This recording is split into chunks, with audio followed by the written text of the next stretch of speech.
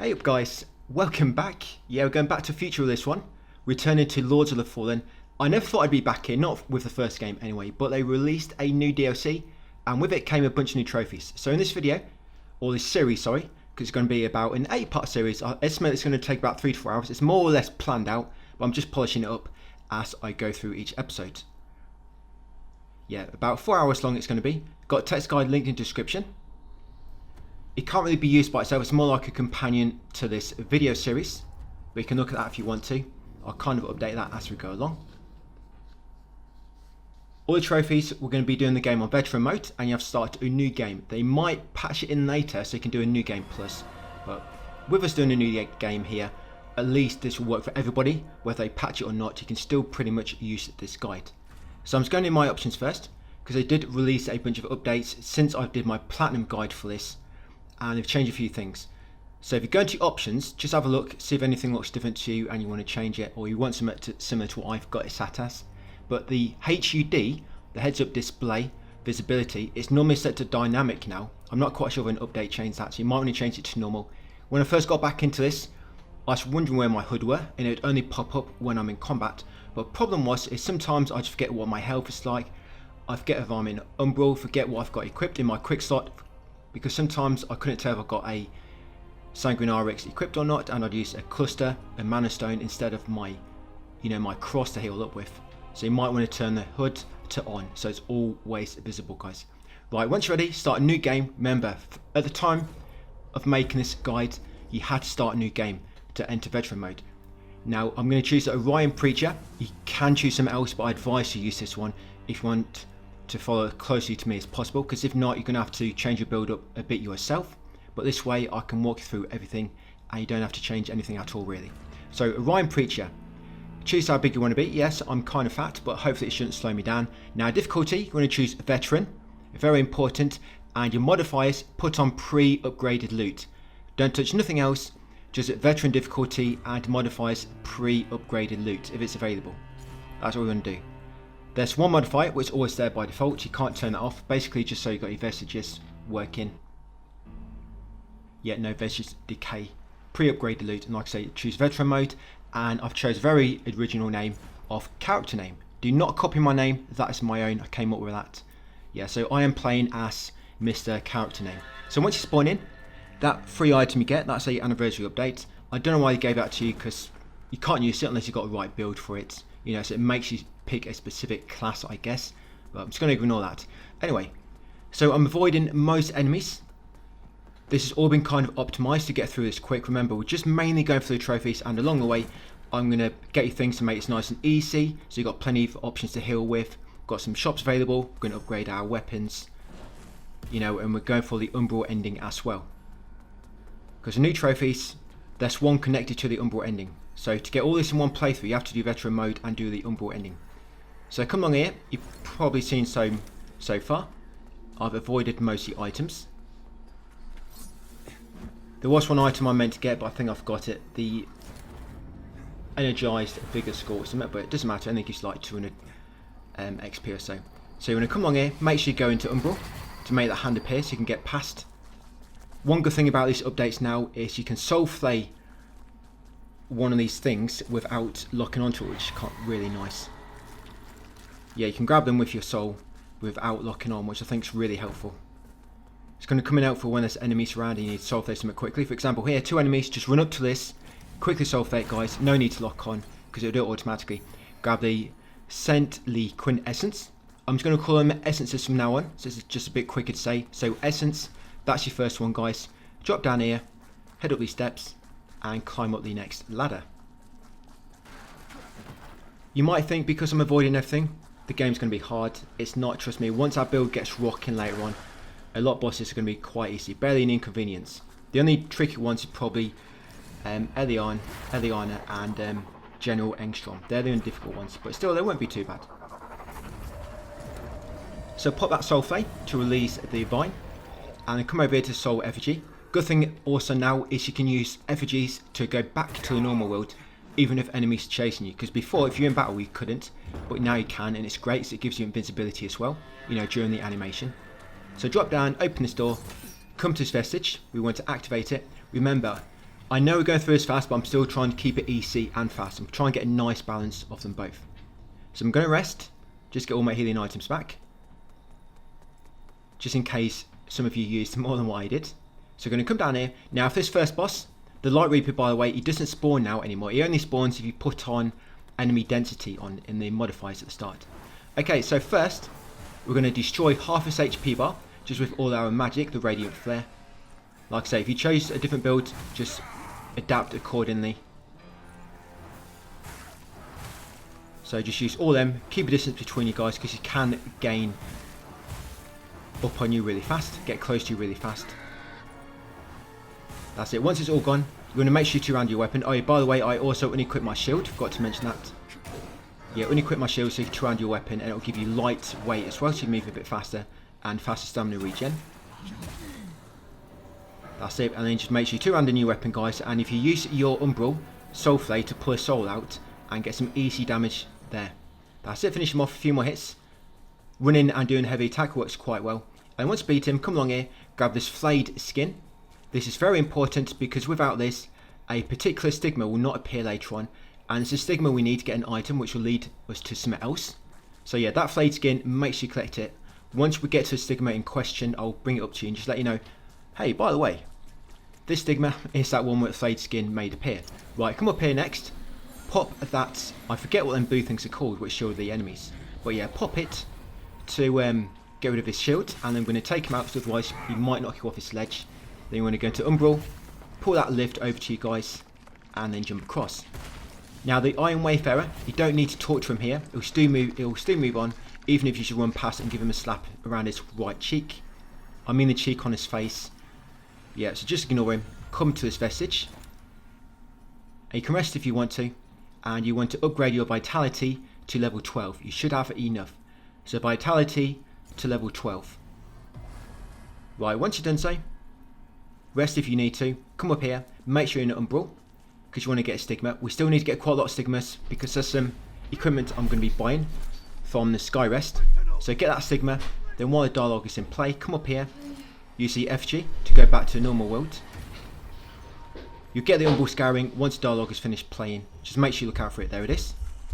Right, once you've got that Umbral Scouring, and you've gone back to normal world, continue up here to the left beyond this giant tree. Grab the Mana Stone clusters. I'm not collecting a lot, but I am going to be collecting some of the clusters because we're going to need them in order to keep our magic going. We're using a Radiant build, and later on we're going to be using a lot of spells to decrease our damage received by about 70 to 80%, which will be really nice. I'll pretty much just be tanking enemies later on. And the reason I like to two-hand my weapon, by the way, is because then you don't bounce off anything. If you've got weapons in single hands, then when you hit walls you'll bounce off them. A bit annoying. I like my two-handed weapons. Right, so come to that vestige, rest, and then come along here next to this gap in the wall. Go into Umbral, and you're going to pull that ledge down.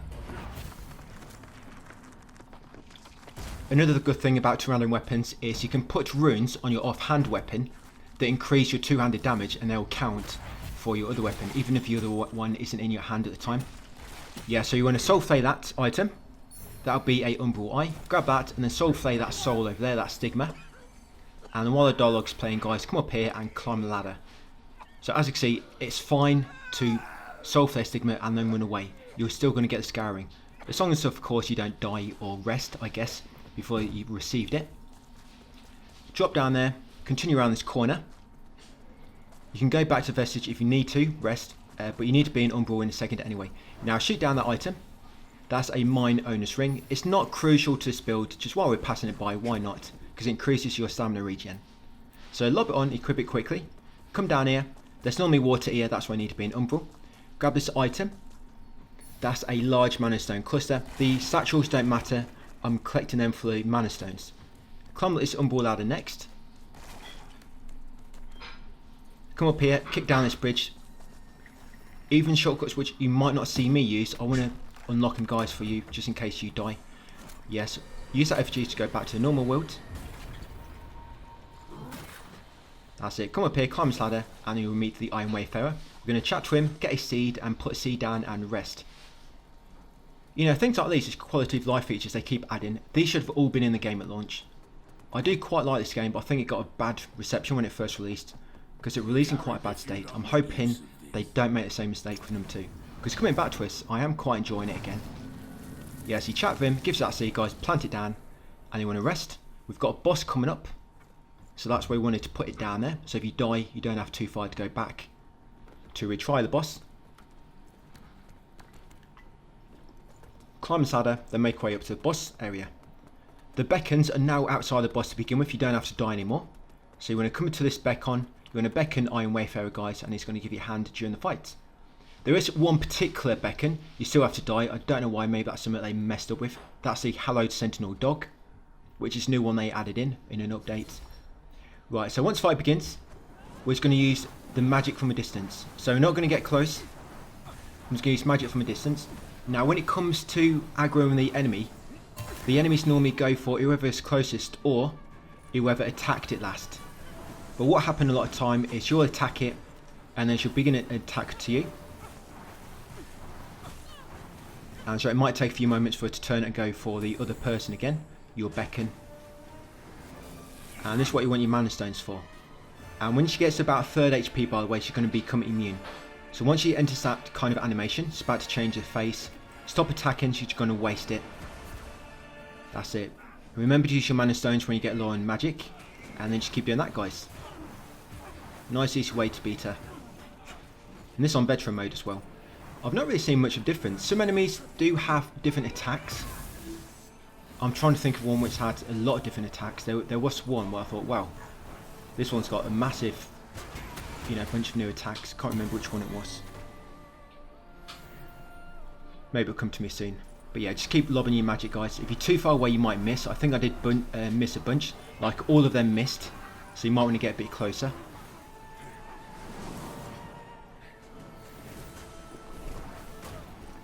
You'll probably need to use about 4 or 5 mana stones. But don't use them up. You want to save them for boss fights. I mean, you can buy them for quite cheap from the girl later on. Yeah, but for now, just try and conserve them and use them when I use them in boss fights. Right, almost got it. I'm just going to finish off now with my weapon. Remember, you have got Umbral as that safety net, as long as you stayed in a normal world. You can't really soul flay this woman. When you soul flay, I think it just knocks down some of her stagger gauge. Doesn't really do much. Right, but got her. So once she's defeated, if you're not already in Umbral, you want to transition over and come over to Stigma. That's it, pop that Stigma, then while you wait for the dialogue to finish, come down here, guys, and enter Skyrest. The reason we need all this Umbral scouring, because my Radiance build, we're going to be using Pieter's weapon, and we're going to buy the Charge Root as well, which allow you to cast Inferno sorceries and also Radiant with a single catalyst. I'm sure there's something else to buy. Oh yeah, and we need to buy the Umbral Clump for the Umbral ending. Now once in Skyrest, I'm going to come to Molhu, over here. You have to be in Umbral to chat to him. Going to get through his first bunch of dialogue and then socket the Umbral Eye. In that one we got earlier, we want to put it into our main slot. There you go. It's not going to make a massive difference, but it will just help a bit. So once you've done so, come back down here, go to the Vestige.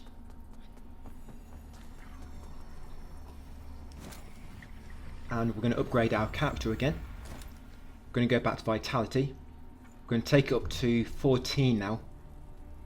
Yeah, take Vitality up to 14.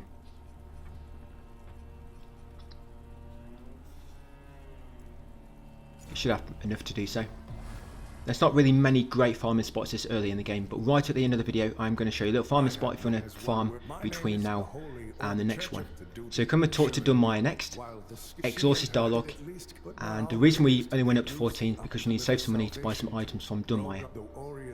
So after chatting to him, go into purchase and you want to buy Radiant Weapon. That's going to work really well with our build later. So buy Radiant Weapon from Dunmire, the spell, then come to Pieter, exhaust the dialogue, and you want to upgrade the Sanguinarix. We're going to be upgrading Sanguinarix all the way pretty much, I think to level 8 I get up to. So don't worry about me not collecting that, I will be, so we're going to have to have means to heal every time we rest and refill it. So once you've bought the Radiant Weapon, you've upgraded the Sanguinarix, you want to come down here I'm going to get the Aura of Tenacity spell. Yeah, just behind the crates. Aura of Tenacity, that's going to be really good for your defense. Now we're going to equip them in our spell slots. So Aura of Tenacity and Radiant Weapon. And we've got Radiant Flare in there as well. Right, now we're ready to move on. I'm not talking to anybody because there's no need. Not going to be buying anything else. Just keep in mind, if you do talk to some of these, you might advance their quest lines and they might appear later on as a enemy or something like that, when they don't for me. Just keep that in mind. Now we're going to climb this ladder. Now this NPC, we're going to talk to him because we want to advance his quest line so much, because later he's going to sell us some shards we want to buy to upgrade our weapon. Theek, whatever his name is. So chat to him, just exhaust his dialogue until he repeats himself. You'll get a stick. That's it, once you've got a stick and you've finished this dialogue, guys, just come along here and fall down. We're going to be doing the Bucket Lord quest, not completing it, we're just going to get him to help us. Because the good thing about Bucket Lords is he helps you for every kind of like mini boss fight where you normally have no help. So you're going to drop down here on this little beam, then come underneath the stairs and grab the small fragments, small duralium fragments, grab them, and then drop down here and get the Bucket Lord Salute gesture. Make sure you get them, very important. Come along here next, enter the building, and activate this vestige. Rest to reset all the enemies.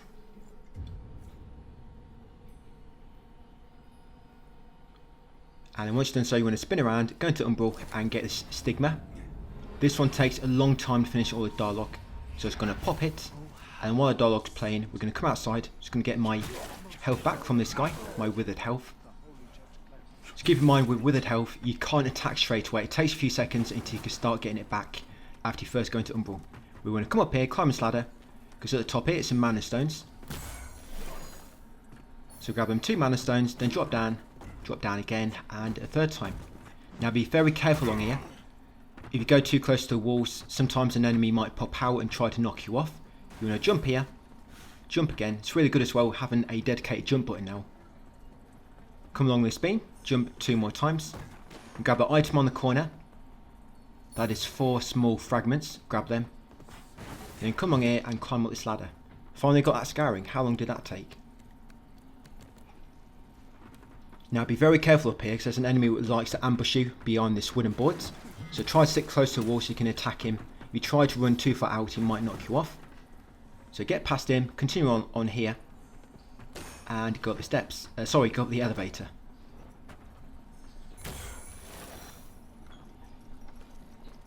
Initially, I didn't come this way, but I want to unlock the Winterberry later and Byron. I want to unlock them NPCs just so you've always got a source to buy mana stones from and brio stones. Because later on for the Umbral ending, of course, we have to get rid of Gerland. You're not going to be able to buy anything. So I'll want Winterberry there, just so you've got a source in case you need them, guys. Right, carrying along here, I have to go to the top of the lift. Stay in Umbral if you already are, because there's a Stigma here. Get that Stigma for 2 scourings once dialogue finishes. While it's playing, come down here and go back into the normal world.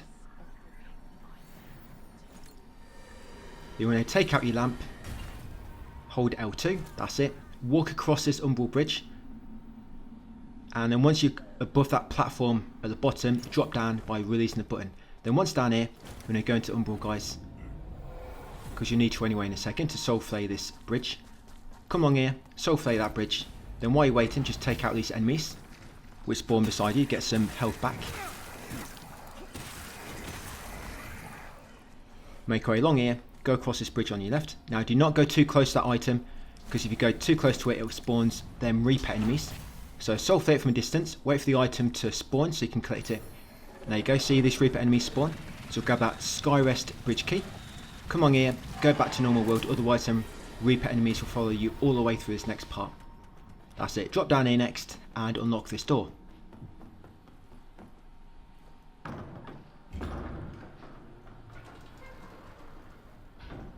Once in the bottom of Skyrest, come along here and use Umbral to go through this gate.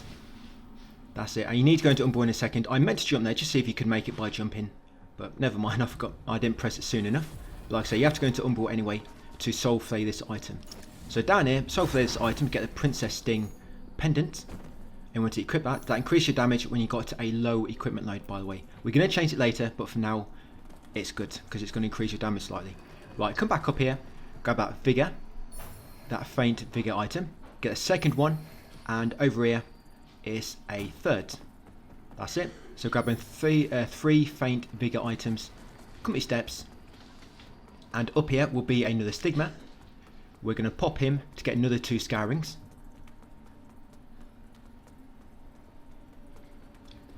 I'm surprised this build is still so strong, you know, because it's pretty much the same build we used in my Platinum guide. So once got our Scouring, come through this Umbral Wall, grab that Animated Vigor, the Faint Vigor, and also grab this other Faint at the top here. Right, once got all them, go back down, go back through the Umbral Wall, then turn right and unlock this door to get a shortcut back to Skyrest. So later on, when Winterberry spawns, we can just come back through here, pop down there guys, and buy things from there when you need to.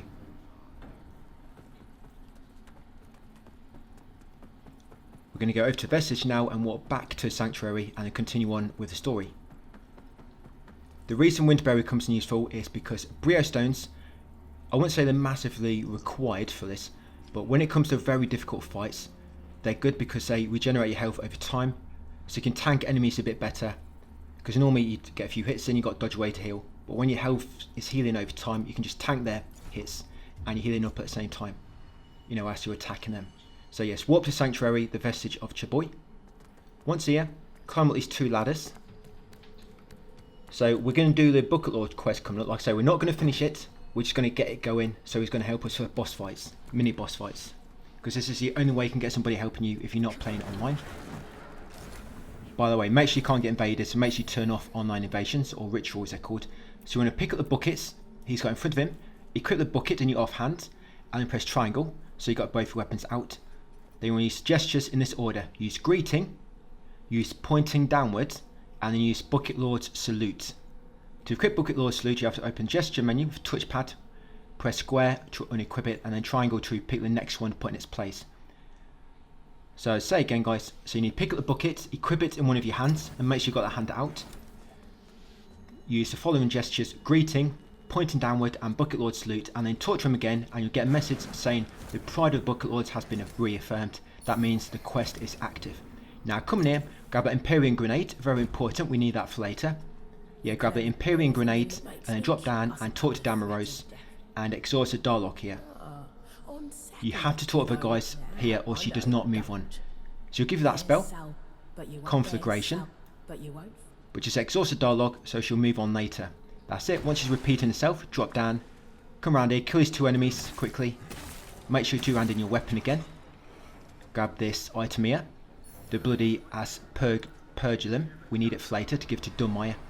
Now see, Bucket Lord's helping us. So now I'm going to use my Radiant Weapon spell. I'm going to use my Aura of Tenacity.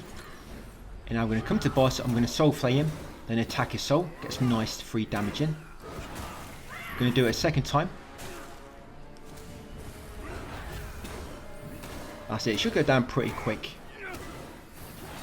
That's it, and then just keep whacking him. This guy used to have a shield, but it seems to have took the shield out now since updates. Yeah, he used to have a shield in the alcove just on the right.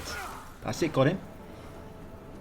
So when you beat him, some of the items you get are a bit random by the way. You always get a seed, and you always get your Vigor. And normally you're like your Remembrance Scourings, but sometimes yeah, you'll get random items. So I just did my Bucket Lord salute to Bucket Lord to say thank you. But I'm going to go to Umbral, I'm going to pop this item to get another essence. Do not get that item by the way. That's just a Bucket Lord's item which appears every time he helps you. Do not collect him because if you've got 4 or more in your inventory, he'll despawn and he won't help you no more, he'll actually attack you. So do not get him small items. I try to let you know at the end of each fight what not to collect.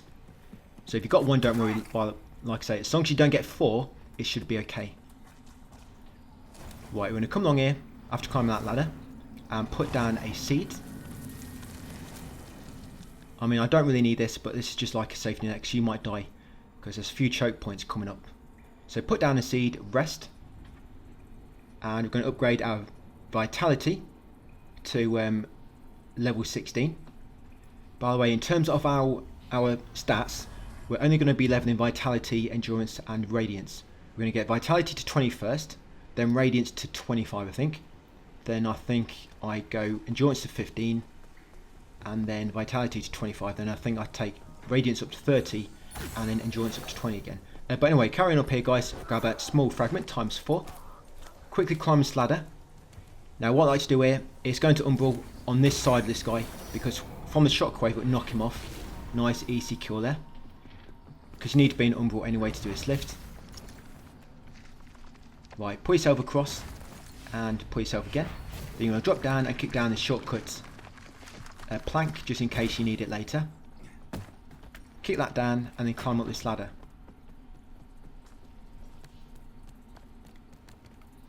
Now be very quick here. Come along here and use this FG. Go back to normal wilt. I was going to attack a few enemies there, get my withered health back. But it's got to be careful because I've got a strong enemy there. The Ardent Penitent. Yeah, don't fight them, so they're quite strong. They can kill you very quick. Just try to get up this ladder. I was going back to normal wilt. Right, once up here. Going to kill him just for a bit more withered health back. We're going to jump across 3 times. So that's jump 1, jump 2, and then jump number 3. Climb this ladder.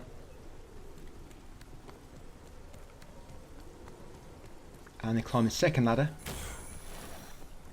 There's a vestige coming up, and that's where this video will end. But it's actually a farming spot here as well. You're going to drop down here. Just try to be quick because there's a Ardent Penitent there.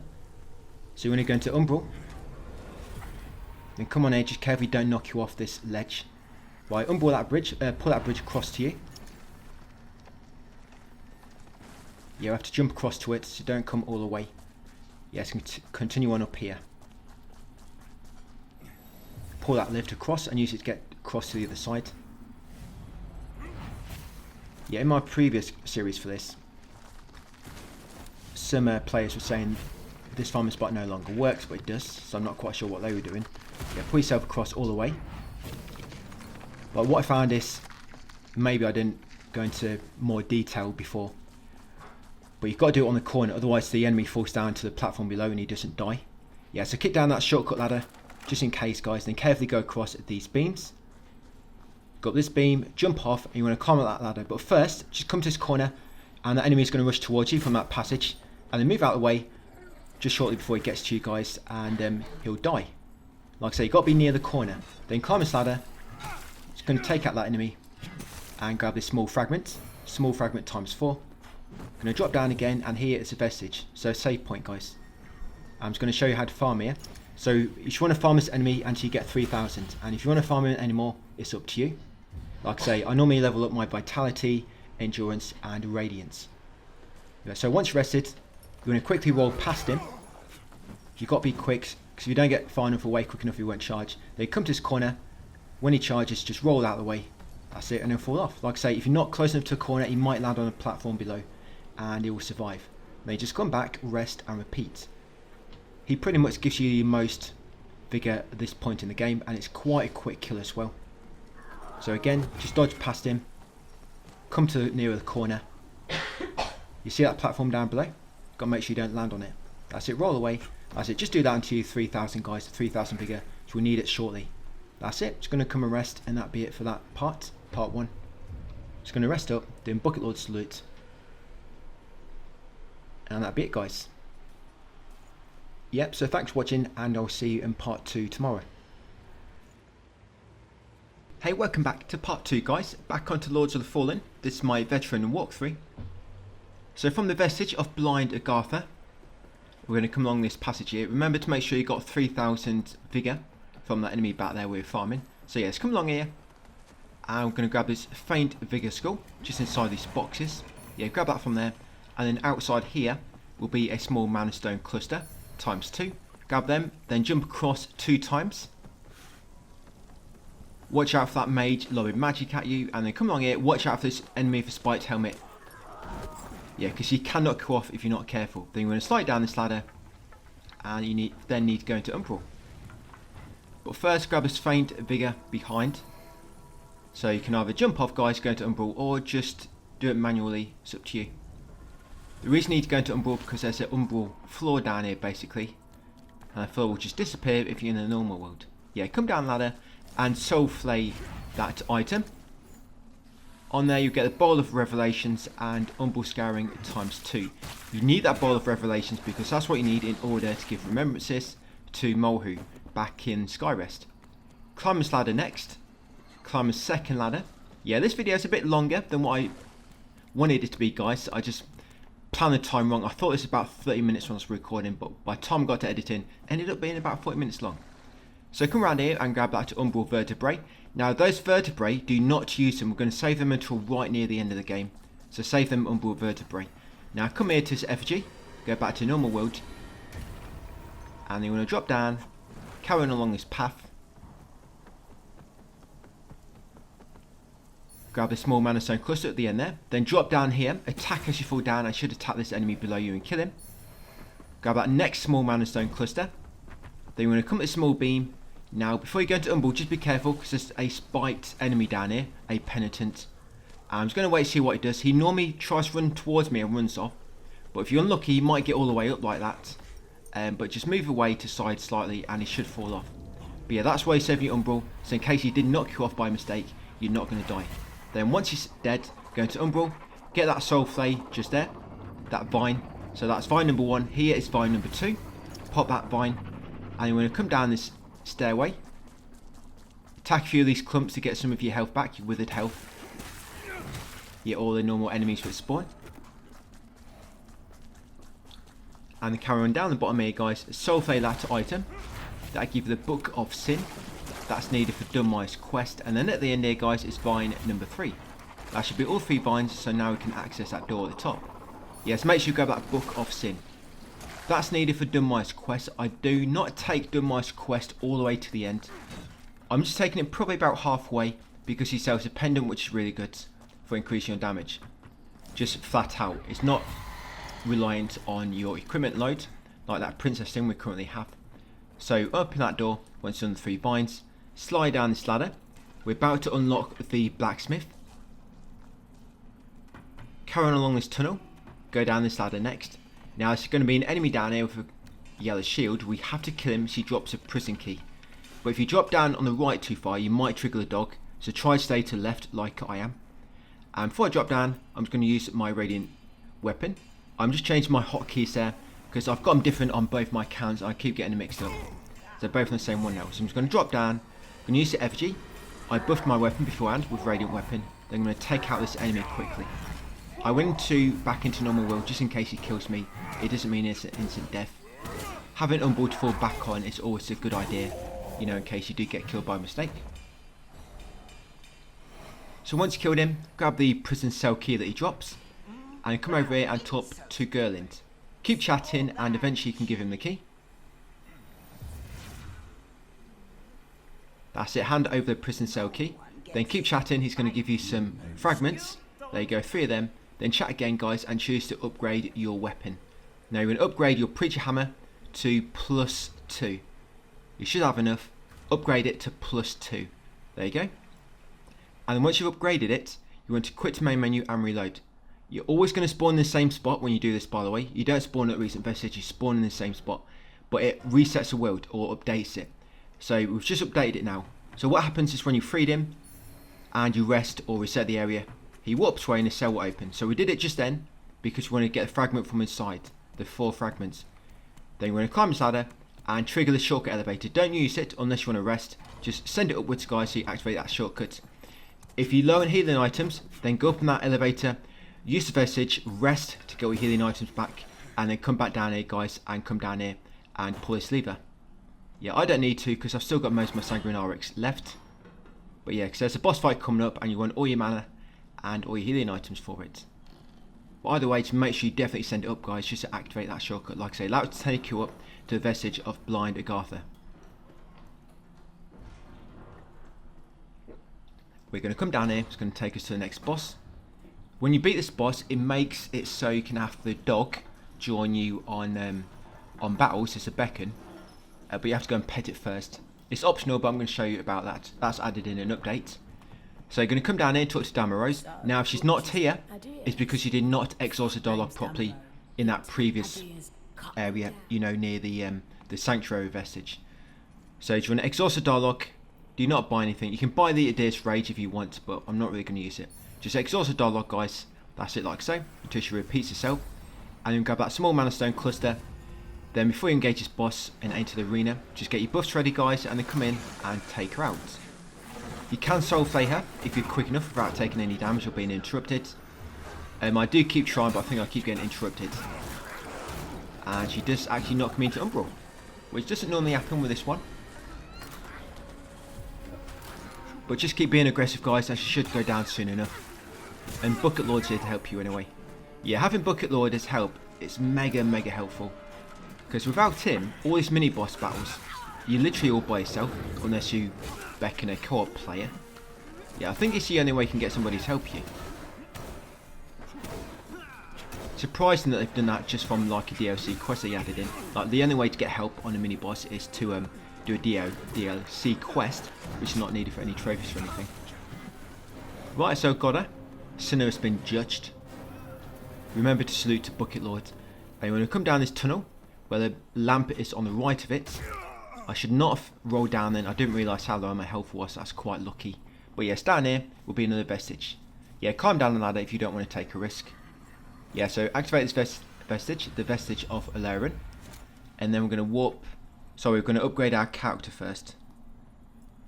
So we're going to go vitality to 18. You should have enough. And then we're going to warp to Skyrest.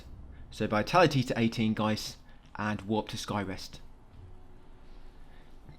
Once you spawn in, we're going to come and talk to Pieter. Our holy work continues. We're going to upgrade the Sanguinarix again to +2.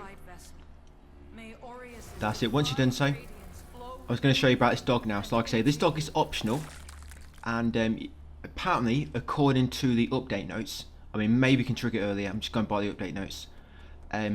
You can activate this after beating that boss we just fought. The forgot a name now. What is it? Oh, the Mistress of Hounds. Yeah, you have to beat her first. So come in here and pet this hound. Now when you pet that hound, it can now appear as a beacon on main boss fights.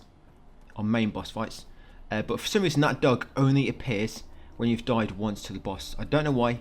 Every other beacon appears straight away now, but that summon you have to die once in order for it to appear. It's not really that great anyway. I mean Pieter is better. So once you're done, we're going to walk back to here guys. Yes, back to Forsaken Fen Lockout. We're going to come and talk to Thick. You're going to exhaust his dialogue until he repeats himself. He'll give that gesture. We didn't need the gesture, we just need to exhaust his dialogue. So chat to him guys until he repeats himself. And we'll come down here and drop down this hole. Now for some reason, for this boss, you have to die for the beacons to appear. Quitting and reloading does not work when you're in the boss arena. You have to actually die. So I'm just going to let him kill me. I'm going to go straight into Umbral so he can kill me a bit quicker by just going to it myself.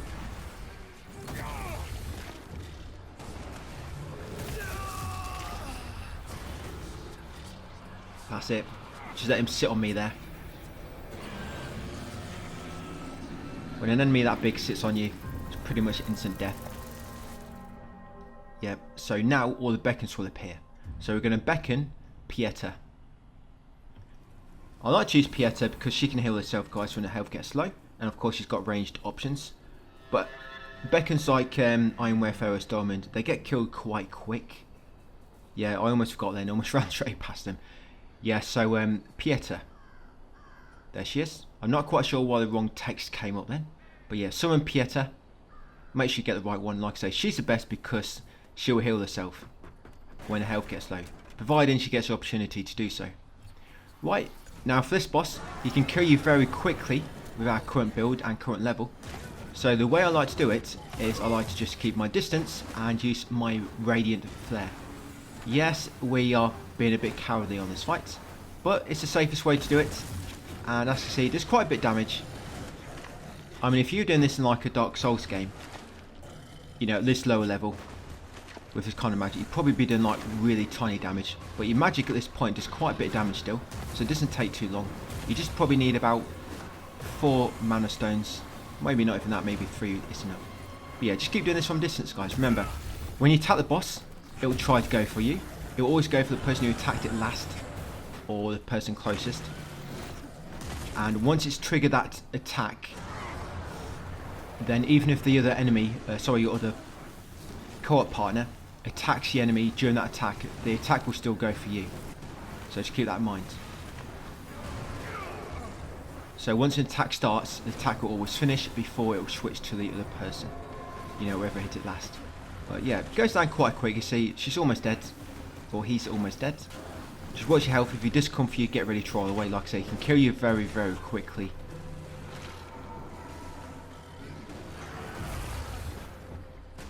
Yeah, what can be a good idea is when he is coming for you, do not attack until he starts going for Pietro again.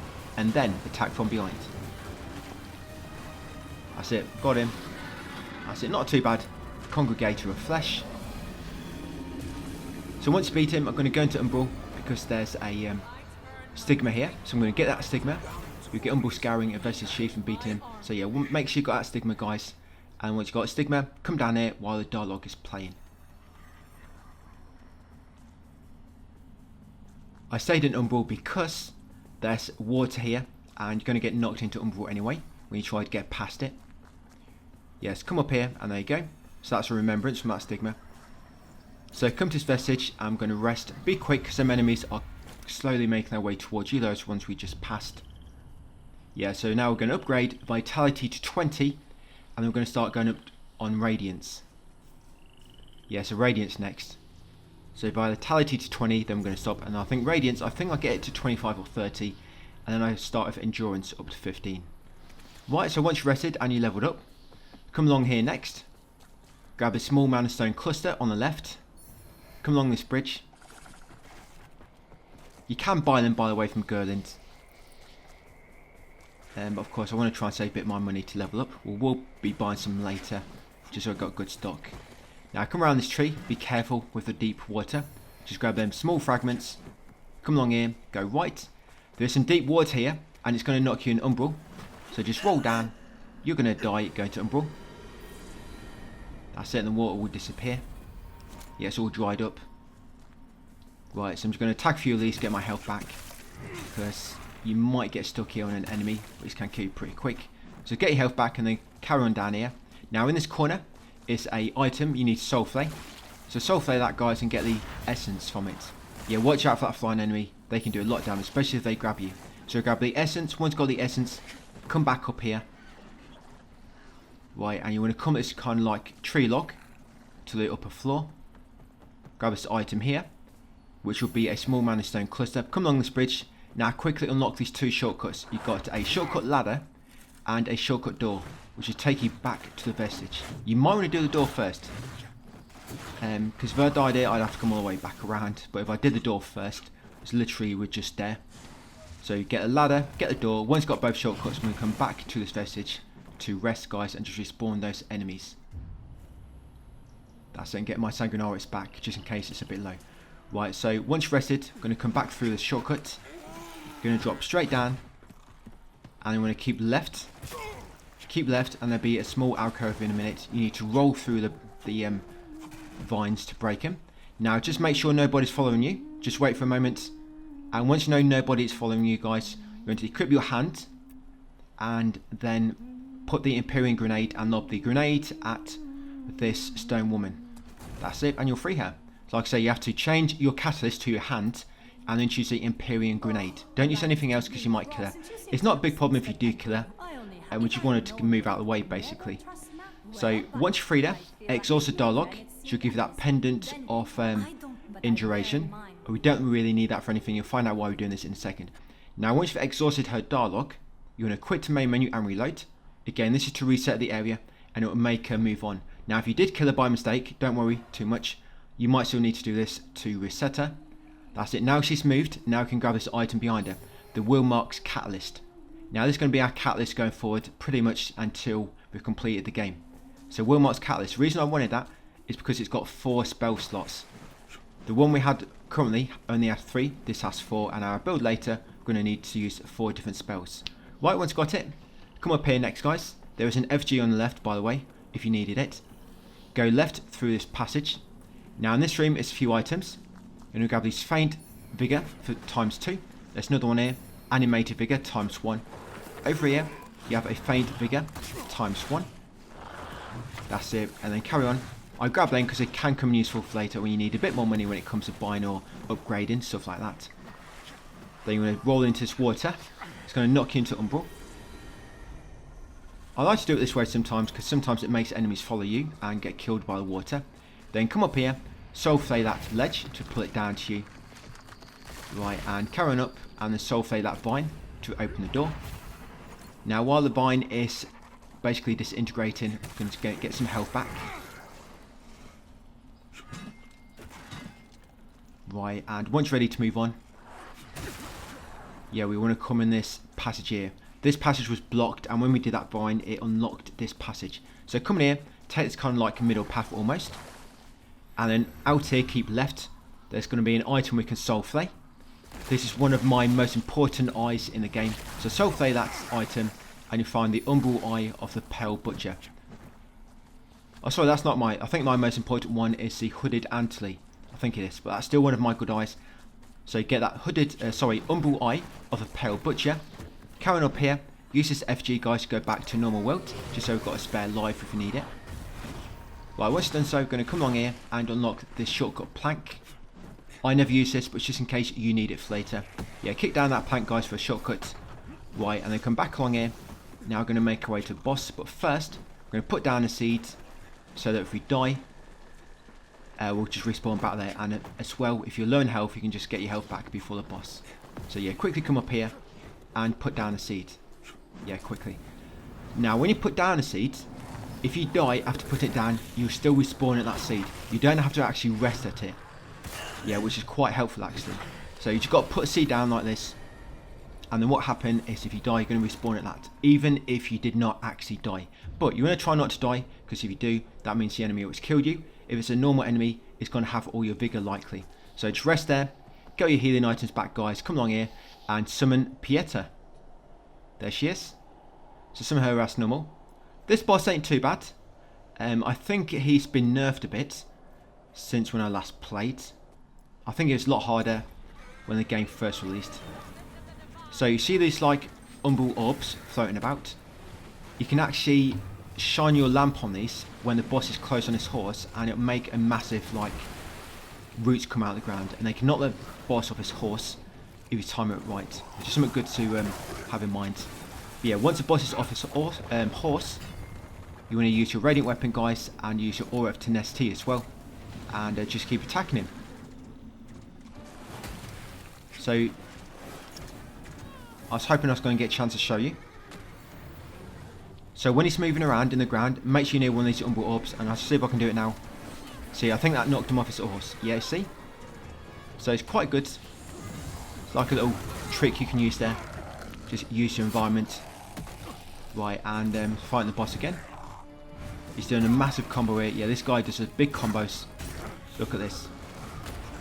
And he's still comboing me. I did not expect the combo going for that long, otherwise I would have dodged again.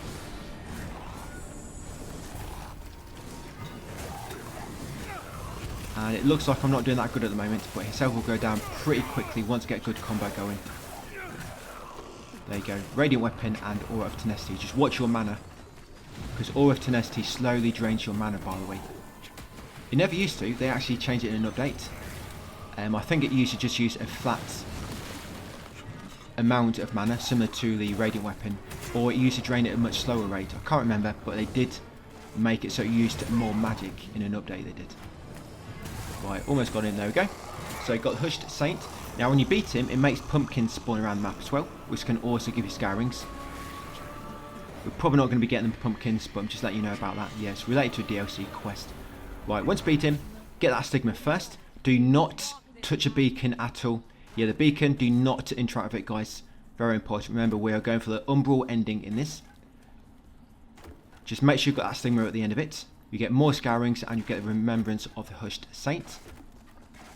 And then we're going to come up here next. There's going to be another stigma. Now, by the time we've got this one, we should have 44 umbral sky rings, and we're going to go and buy Pieta's sword finally. Yeah, which will be our final sword for the rest of the game. So get that stigma. And then while I'm waiting for that dialogue to finish, we're going to come down here and talk to Thick. I don't know how to pronounce his name properly, so I'm just going to call him Thick. Thicker. So that's his name, Thicker. So yeah, come and talk to Thicker. And just exhaust his dialogue. No need to buy anything, just exhaust his dialogue. Now, while I'm waiting for that stigma to finish, I'm going to drop down here while I'm still in umbral. Come around here and hit this shortcut bridge. That's it to knock it down. And that's just ready for later, guys. Right, carrying along here. And come to Vestige. Now they've got a scouring. And now we're going to warp to Skyrest. Got a bunch of things to do now actually in Skyrest. So once you spawn in, we want to upgrade our Radiance to 25. Now you're probably not quite going to have enough. What you can do, you've got two options. You can go back and farm that enemy, back at the Vestige of Blind Agartha, like I showed you at the end of the first video, or you can use some of your Vigor consumables to get more Vigor if you need it. Yes, I'm going to have to use a few. Like I say, you want to get Radiance to 25, because that's how much you need to equip the Pieta's sword.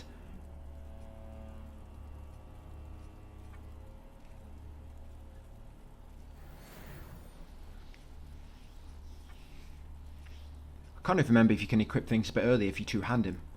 But we are going to be upgrading Radiance at some point anyway, because it's mainly our main stat when it comes to damage. So once you're at Radiance 25, we're going to come and talk to Pieta. We're going to upgrade the Sanguinarix again with that essence we just obtained.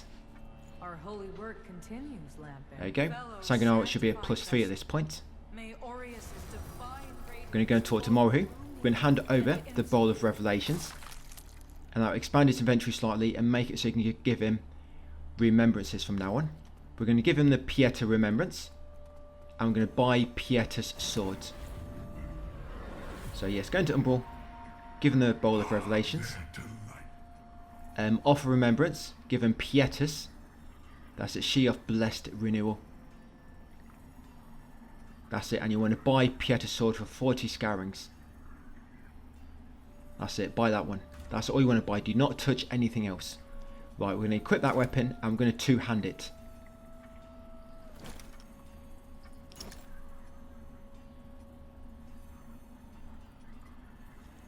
Yeah, just looking at my eyes, don't worry, I don't think I changed anything there. Just bought Pieta's sword. Yeah, so Pieta's sword and two-hand it, guys. That's it, it should still be in a light equipment load. Right, so yeah, this is our weapon going forward. The only problem with this weapon is when you use Radiant Weapon, it does make it stronger, despite it already doing Radiance damage, but it can be hard to tell if it's active or not. But once you get a weapon in your offhand on your belt, normally if that's glowing, you know that Radiant Weapon is active, but normally that's for 90 seconds. Right, come and talk to Gerlind next. Now with Gerlind, we want to upgrade Pieta's sword to +2. If you need more money, you can just sell some equipment you don't need, for example, any weapons you're not going to use anymore, or any armour. This is pretty much going to be my arm set for the rest of the game. So if you do want to change your armour, guys, you can do. But you can sell it all as well, it's up to you. But yeah, I'm not going to be using any different armour. My armour is always going to be the same. And I'm always going to have this weapon. There's one weapon we're going to be using later, and that's going to be Jeffrey's dagger. That's going to be in our offhand. But our Pieta sword and catalyst, that's basically what we're going to have for the rest of the game. And of course Jeffrey's dagger later. So once you've upgraded, I did not mean to fall down there. I was a bit worried here, I was going to die. There we go, nice. Yes, like I said, we've got Pieta sword +2, and then we've warped to Hamlet back here. Now go through this tunnel. It can help come along here in Umbral, by the way. Sorry, in the normal world. So we did have to go into water to do the shortcuts. You did not do it beforehand. Then to make sure you go back to Vestige and rest, guys, after knocking the shortcut down, so you can come along here in the normal world. There is a stigma coming up, which is a bit easier to get if you go into Umbral near the stigma, because it stuns all the enemies briefly, and it just gives you a chance to get that stigma and carry on. Now Damaros will be here. You do not have to talk to her to make a move on. Yes, there's Damaros. You do not have to talk with her to make a move on. And by the way, there is a mini boss to the left. If you beat that mini boss before talking to her later in the shrine, you get a gesture, laughter, which you can need to get a weapon, but you don't need it for what we're doing. That's why I've left it, but to let you know about it. Yeah, so get a Sigma. I jumped off a cliff hoping some enemies are going to follow me. I've got a Sigma quickly, and I'm going to carry along this narrow path. Be careful because you can die quite quick. Just watch your health. Heal up if it gets low. Now down here, grab this item. This is your first regular nuggets. So grab them nuggets and then carry on along here, up here, and there'll be an Umbral Ledge in a minute. But you can use that FG there if you want to go back to normal world, just so you can survive a bit longer. but we are going to be going back to Umbral in a second. Right, I'm just going to run and jump off here. Like I say, you have to go into Umbral here at this point anyway. You can get there without going to Umbral, but the problem is there's an enemy on the top which like dive bomb you. Yeah, that enemy there, and it normally knocks you out if you're just walking across your lamp house. Right, you're going to come down here next. That's it, just ignore him. And put a seed down here, guys. Put a seed down here, very important. Now remember, once you put that seed down, even if you don't rest, you're going to respawn there if you die. Right, that enemy was attacking me. Right, I'm just going to rest now. Get my Sanguinarius back. Right, I've got another boss fight coming up. Right, I'm going to drop down. We're going to grab his tablet, very important. Yeah, grab that cracked rune tablet. You need that to upgrade your weapon a bit more later. Right, grab the animated vigor skull from there. So yeah, very important, guys. Make sure you got that cracked rune tablet. Then come outside and to this bridge, and then it's going to be a boss fight. So for this boss, it's a mini boss, so Bucket Lord will help you. Remember, after beating the boss, do not grab the item afterwards, which is basically a bucket. If you get more than 4, he'll actually attack you instead of attacking the boss. And if you do get 4 by mistake, you just picked them up from habit, then you need to go back to Bucket Lord and hand them in. Yeah, so if you do get buckets, guys, you have to go back to Bucket Lord and hand them in, basically. Never get more than 4, because then he's going to attack you instead of the boss. Yeah, so use your Radiant Weapon and Aura of Tenacity, guys, and then just keep attacking the boss. Watch your health. You can use your Soul Flare on him, get some easy hits in. Later on, when we Soul Flare an enemy, we'll do 50% more damage, which will be nice. But we don't quite have that build set up yet. So once you beat him, come up here along the bridge. Now this item in the tall archway, do not collect it. That's the bucket from Bucket Lord, just leave it there.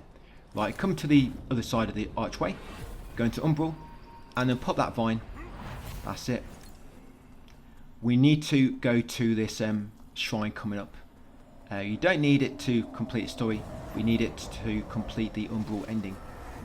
So once that's disappeared from doing that vine, drop down here carefully, attack some of these enemies to get your withered health back, and then pull that lives across, guys, and go across that middle platform. Now be careful, because all them eggs, they do hatch, and you can get swarmed by about 6 enemies here, so just be very, very careful. You might want to attack a few of them to begin with. I'm just going to do so anyway to get my health back. Yeah, then you're going to pull that bridge across to you, pop that vine on the wall. That's it, so you can use the ladder. I'm going to make my way across. I like to do the bridge first, so if I do get into trouble, I can quickly escape. That's it, climb this ladder. And we're going to do the shortcuts. We need to go left, but we want to go right first and do the shortcut. So use the FG to go back to normal world. Always go back to normal world when you can, guys, just because it gives you an extra lifeline. Right, around the corner here will be some more regular nuggets. Yes, grab them 2 nuggets, guys, and then kick down the shortcut ladder. Right, then we're going to turn around and go in the opposite direction all the way to top of the mountain and enter the shrine area. The shrine is where Damarosa is going to take up residence, and she'll be there for the rest of the game pretty much. And she'll go into Brammer's castle, but we're going to get rid of her before that. So what I was mentioning about that mini boss, so if you beat the mini boss on Fitzroy's Gorge, if you go left where we went right alongside of the mountain and got Astigma, yeah, you beat the mini boss and you come back here and talk to Damarosa, and she gives you laughter gesture, and you need it to get 2 weapons later on, but I'm not going to use some weapons, so it don't really matter. I'm just letting you know if you did want them weapons. Basically 2 hammers after General Engstrom, but pretty much Pieter Sword is still going to be a better option anyway. Yeah, so once you get to this vestige, activate it and rest. And you want to upgrade your endurance next to 11. So take your endurance to 11. And then come to the front of this shrine, guys, and interact to get the Crimson Ritual further. Yeah, so get that gesture, guys, the Crimson Ritual. You need that for later to activate a quest. I think that's one we need. Yeah, Crimson Ritual further. So grab that gesture, then go back to vestige, guys, warp to the ceiling just because it's a bit closer. Then make our way back to that bridge where we fought the recent boss. Yeah, so back out this tunnel. So there's no need to talk to Damarosa yet. We've got her in place now, ready for when we need her. And don't give her items until I advise, because if you give her the wrong items at the wrong time, you might make her move away. And the way we're going to do it, because there's a ring I want to buy from her, but in order to get the ring and to get the Umbral ending, you have to do them in like the same visit, you have to give her the items, get the ring, and then give her the seed pod to get rid of her as well. So come down here, grab the Bria Stone Pear, make sure you take this left path, do not go right, otherwise you're going to trigger the Light Reaper. And I'm going to leave him there for later, because we might try and kill him later, the Light Reaper, on this spawn down the bottom. So yes, make sure you take this left exit, this left path, and you have to go into Umbral here, and you might want to kill this Reaper first, because if not, that Reaper might kill you while you're doing these next steps. Yeah, so pull that bridge over to you, that ledge, just seeing if you dropped anything. So yes, make sure you kill that Reaper, guys, when you go into Umbral quickly. Pull this lift across and then go back across it, then go around to the right, and then there'll be a Reaper directly below you. You're going to drop down, guys, and attack, and you should pretty much almost kill him. That's it. To be honest, if I was using Radiant Weapon, I might have killed him. But it might really be active, actually. But yeah, kill this Reaper, because if not, he's going to cause you a bit of trouble as well. That's it. Once they're dead, Soulflay this item. Yes, to get the Umbral Eye of Hooded Antley. And then use this FG to go back into the normal world. Once you've done so, come into a tower, go all the way to the bottom. Right, and outside here, now do not take the right path. Do not take right path. Use the FG if you need to and come through this little gate to the side of it. Do not go right. If you do, you're going to trigger the Reaper. If you do, it's not a massive problem. I'll explain what to do later if you did. But yeah, just try not to. So grab that Seething Vigor Skull from there. Right, and once you've got that, you're going to come at this path. Now be very careful here, guys. This bit can be a bit tricky, but we want to get this essence.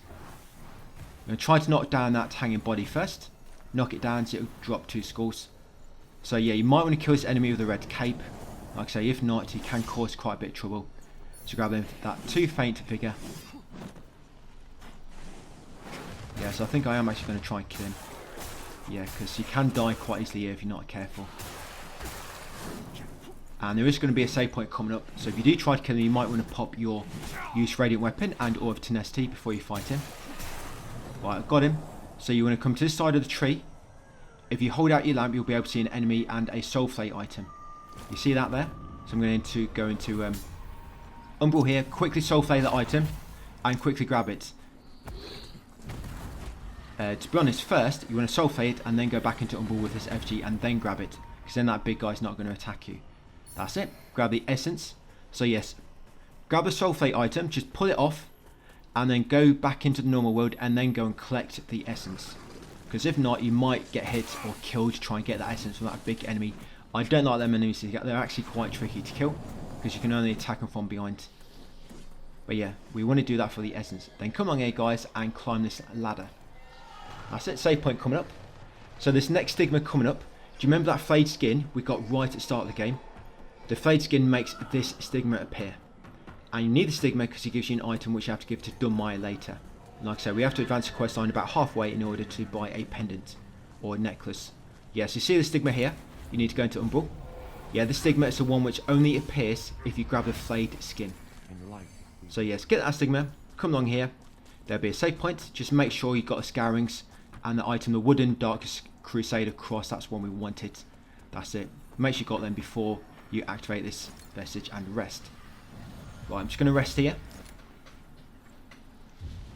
Not far to go. Just going to make our way to next vestige, guys, and then that'll be it for this one. So there is a boss coming up. First, we're going to go left and grab this Heavenly Vial. Now, you might want to save these till the end because they're quite good, because they basically refill all your health and all your mana at once. But it's only like a few of those in the game. Right, carrying along here. Now, there's 2 ways you could beat this boss. I think this boss has changed slightly. So I don't remember having this, her having this shield. Or maybe I just forgot. But if you defeat her with a Radiant Flare, you don't need to bother about the shield. Basically, you see that field of fire around it. If you get close, you're going to take damage very, very quickly due to that fire field. But in order to get rid of it, you'd have to pop all the Umbral orbs around the arena, which are basically forming her shield, and you can actually attack her in melee. But if you attack her with Radiant Flare, it doesn't matter. And yeah, Bucket Lord is pretty brave. Look at him just standing in the fire. Yeah, he doesn't care. Or she's got really bad AI, he doesn't realise. But yeah, just watch out, because of course she will still attack you sometimes. And if she does warp to you like she did just then, get away. You do not want to be standing in her fire field, because it will kill you very, very quickly. Yes, just keep lobbing Radiant Flare, guys, from a distance. Kills her quite quick. Yeah, use Mana Stone if you need to. And Bucket Lord's already dead. Or he's hiding in a bucket somewhere. Right, I think I've got her. Yes, that's the Infernal Enchantress. Right, so once she's dead, yeah, Bucket Lord salute. He's not going to see it now as she's dead. He might be watching from the heavens. Right, so we're going to come along this path next. Do not grab that item, that's a Bucket Lord thing. Do not grab it. Come along here, go right. There's normally an FG around here, by the way, if you do get knocked into Umbral if you need it. Yes, carrying along this path. I think there's another FG here somewhere. I can't quite see this one in a normal wood. Sometimes you can see them easy in a normal wood, and sometimes you can't. Right, so carrying up here, I'm going to grab this item. Because this is a, yeah, the enemy lets me do it. That's a Mana Stone cluster. Grab that one. Right, head through this archway. And you want to jump into fire on the left. Sorry, that's not yet. That's coming up a bit later. I think that's in the next video actually. Yeah, sorry, carrying along here. Kill this enemy on the right. Yeah, getting ahead of myself. You want to kill this enemy because if not, he normally wakes up when you go to activate the Soul Flame lift. Now go into Umbral and pull that lift over to you. Now be very careful in this next bit because you can die very quick. So there's two of them like gargoyle enemies which like to dive bomb you. So you want to get to this FG as soon as you can, guys, and go back to the normal wood. Yeah, pull yourself back across. Now quickly drop down, run up these steps, guys, and get the FG. It's so helpful that they made it so you can interact with these no matter if an enemy's chasing you or not. Right, once back to normal wood, come up here. Come over here next. Quickly go into the Umbral. Got to be quick here at this point. Yeah, now pull that ledge over to you. You can just get it from the side. That's it. And then Soul Flame that bridge. That's it. Then get ready to jump across, guys. We're almost at the next save point.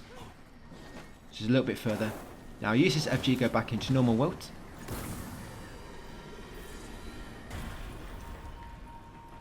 Right, break these crates, and you want to jump across and get these small fragments.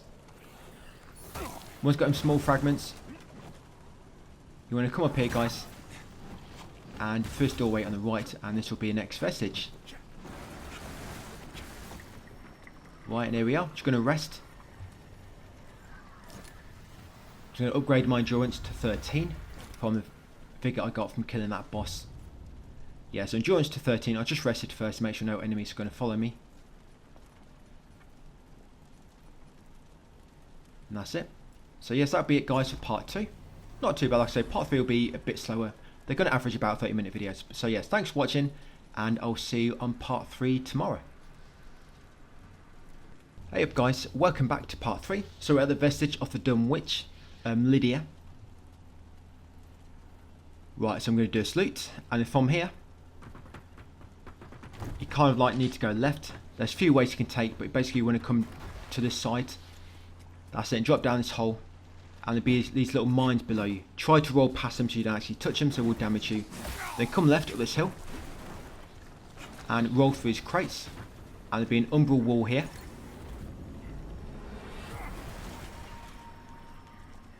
That's it, I just went into umbral. Come up here next. It's going to be an umbral in a second anyway. Yeah, in order to make this ledge up here. Now roll across there, come across this bridge, go right, it's going to unlock a shortcut, and you get his Mana Stone clusters as well. So yeah, go right and come at this ladder.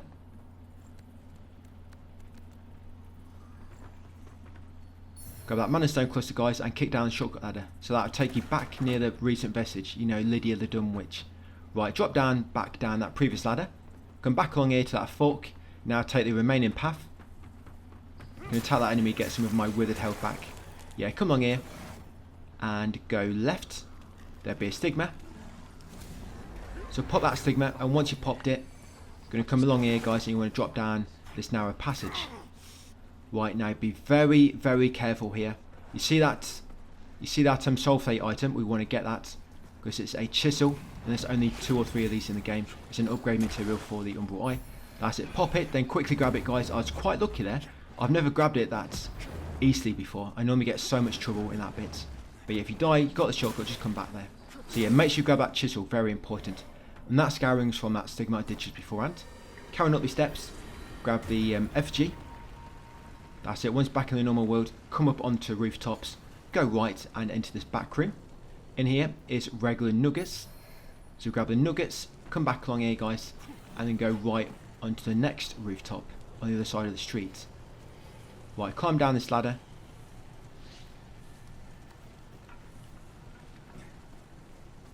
And then once you come down, just follow the ground path.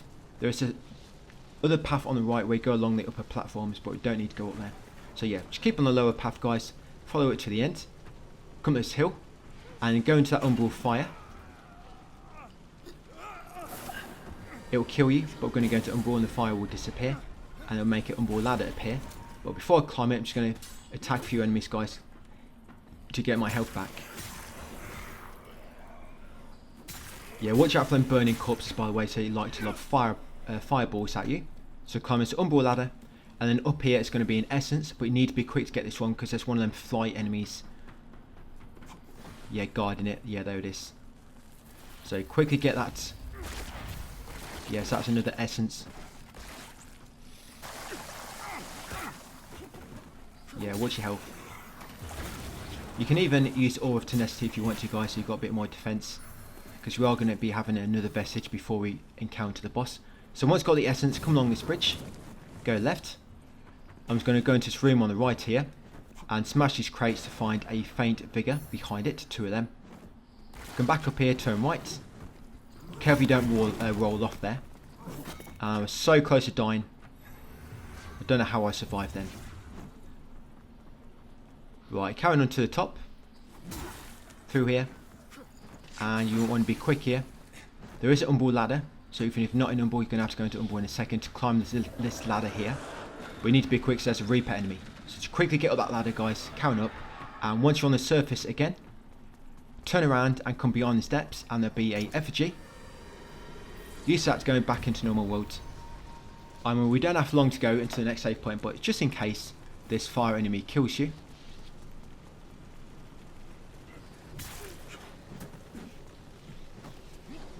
Yeah, through here we're going to put down a seed, because this is the last save before the boss. So put down a seedling there guys, and now we're going to go back to Skyrest. There's just a few things I want to do first. Yeah, this is going to be increasing our damage quite a bit. That's why I just wanted to make this a quick little pit stop at Skyrest. So once back here, come to Pieter again. Upgrade your Sanguinarix. I think that gives you, does that give you another charge? Or is it just more percentage in your recovery? But yeah, upgrade it. It should be now at Sanguinarix +4. You then want to talk to Adyr of Ebb here. Yeah, chat with him guys and he'll give you the key for Thief. Or Thief. Yeah, it's an exhausted dialogue and you get the Thief key. That's it, we need that for later. Then come and talk to Thicker again. Exhausted dialogue. That's it, and then you want to buy 1 regular nugget. Yeah, buy 1 nugget from him guys. So exhausted dialogue and buy 1 nugget he should now have for sale. They cost 800 each. Just grab 1. You don't need any more for the time being. Right, and then once you've done so, come up here and talk to Gerland. So now I'm going to hand over the cracked rune tablet. Yes, hand it over. That's it, like so. And now he's going to put runes on your weapon as well. Rune slots. Right, so now we're going to buy the Devoth rune. Yes, buy Devoth. There's a better one later, but this is the best one we can get at the moment. So buy 1 Devoth rune from him. And now I'm going to sell all my weapons, which I don't need, and also all my armour. If there's anything you want to keep, you can do. I'm just doing this to get a bit more vigour, because I'm going to need it in a second. So all I'm doing is I'm selling my, like I say, my weapons I don't need, and my armour I don't need. Yeah, the only weapons at the moment which we should need are Pieter's sword and Wilmark's catalyst. There's nothing else you should need. I'm getting rid of them with assault, so I don't need them either. Right, so now what I'm going to do is I'm going to upgrade Pieter's sword to +5. You should just have enough. If not, it's because you've missed some nuggets somewhere. But you can always just buy a few more from Thicker if you want to. Remember, you can go farm Vigor back at that vestige of Blind Agartha. So yes, upgrade Pieter's sword to +5. That's it. And then you want to put the Devoth rune in the slot. That's it. Increase your damage just a bit more. And that's it, and we're ready. Them runes, by the way, they do not work on offhand weapons. So yeah, devoth runes, it will not work. It'll work on that weapon, but it will not apply to your other weapon. Not like the two-handed damage runes. They do apply to both weapons. Right, going to come to Molhu next. We're going to upgrade your lamp and give him the chisel. And now we can put an extra charge in. So now what we're going to do is we're going to put the Umbral Eye of Hooded Antley onto our main socket, and the Umbral Eye of the Pale Butcher onto our second socket. So it's important, guys, you want the Hooded Antley Eye on your main socket and the Pale Butcher Eye on your second socket. The Pale Butcher on your second will make it so when you soul flay an enemy, you do 25% more damage, and the Hooded Antley one will make it so when you go into Umbral, you're invincible for 8 seconds, which is actually very, very useful, believe it or not. And then once you're done, you want to walk to back to your ceiling, get your buffs ready before you encounter the boss. Yeah, this is his burned progeny. He can either go down really quick or take a little bit longer. Depends how lucky he gets. So you just want to keep attacking his feet, guys. Try to evade his attacks in between if you can, because it's quicker to evade him than to get stunned and knocked down. If he spawns a fireball, get out of the way, so that pretty much kill you instantly if you get caught in a few of them. And watch your health. Remember, we've got Radiant Weapon active and Aura of Tenacity. He's going to keep attacking his feet. Now at about half HP, he summons this lava on the floor. Now if you're quick, you can keep attacking him, go into Umbral, have 8 seconds of invincibility, attack him a bit more and kill him. But if you're not lucky, you might die in the lava when you're in Umbral. But the alternative is, for when he spawns his lava, guys, is go onto the upper paths and lob Radiant Flare at him. Yeah, that's the alternative. And when he does a massive area of effect attack where he basically blasts a whole screen with some kind of light attack, you need to hide behind the small walls on the upper platform.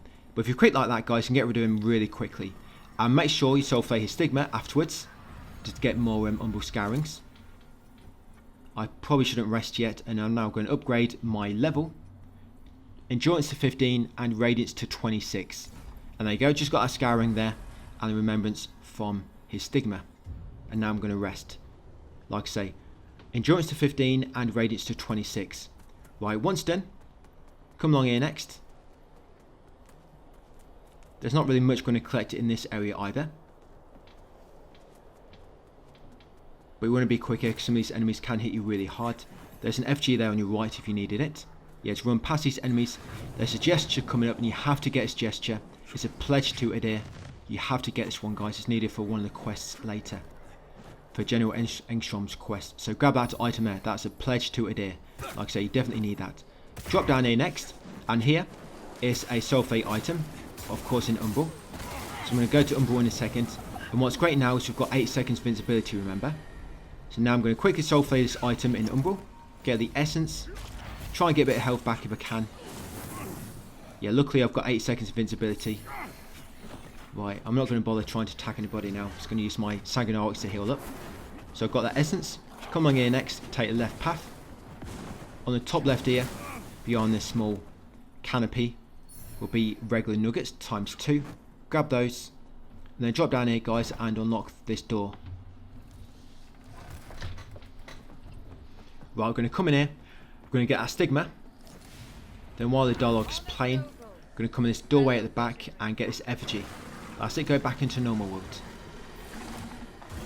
We're going to dodge past these docks.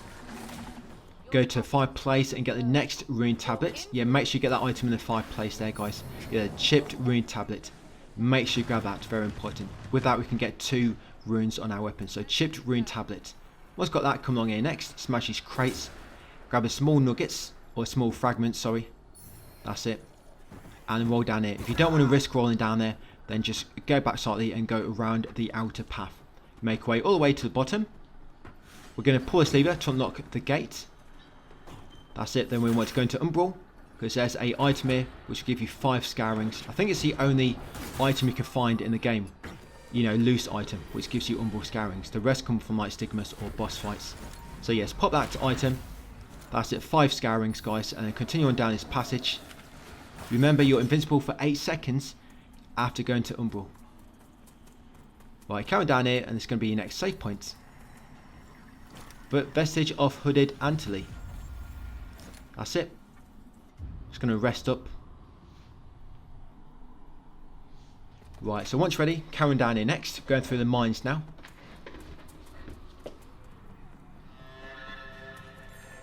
If you watched my modified guide, we didn't have to come down here. But we have to come down here for these veteran trophies because the boss right at the bottom of the mines is needed for a trophy. That's basically what I have to come all the way down here for. I can't remember if there's an item. Oh, to be honest, we have to anyway for the Umbral ending. Because Mother's Law is down there. And you have to go down there anyway to get access to the other realm to trigger the endings. Right, so come along here next. That floor will always break. And then barrels, by the way, that get pushed, you can roll into them to break them. Yeah, and that floor will always break, as I just said. So once you drop down, spin around and follow the tunnel. You need to go into Umbral here. Yes, I dropped on an invisible ledge there and I was quite worried that I was going to respawn there, but luckily I didn't. Yeah, so once in Umbral, make your way along here.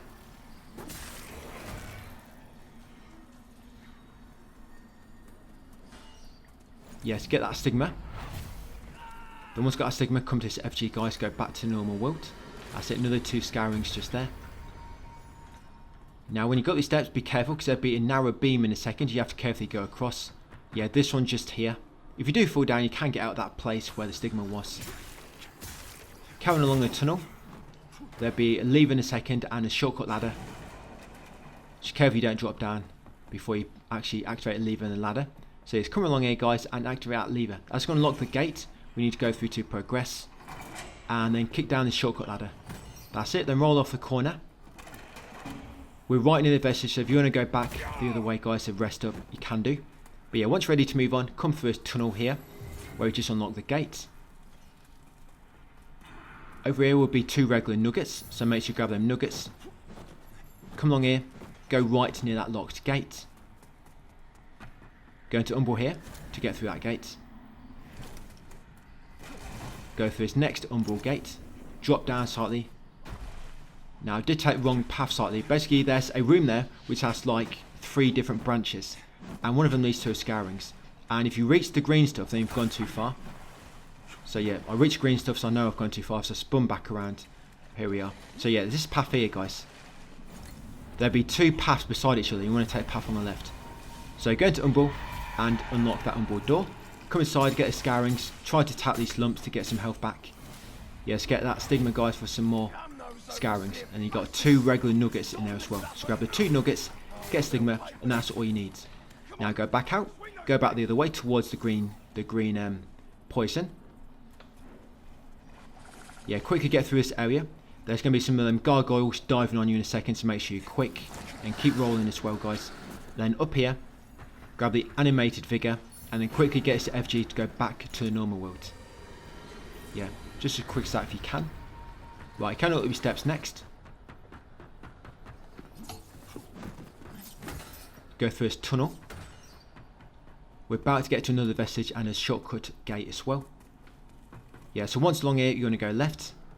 Do not drop into the water yet. Get them small fragments here. That's it. And there's some more small fragments over there. And we're going to unlock the shortcut gate just in case you need it. That's it. Unlock that, guys. Then you want to come to this water, but do not drop in it yet. Yeah, so you want to come to the side here, go into Umbral, and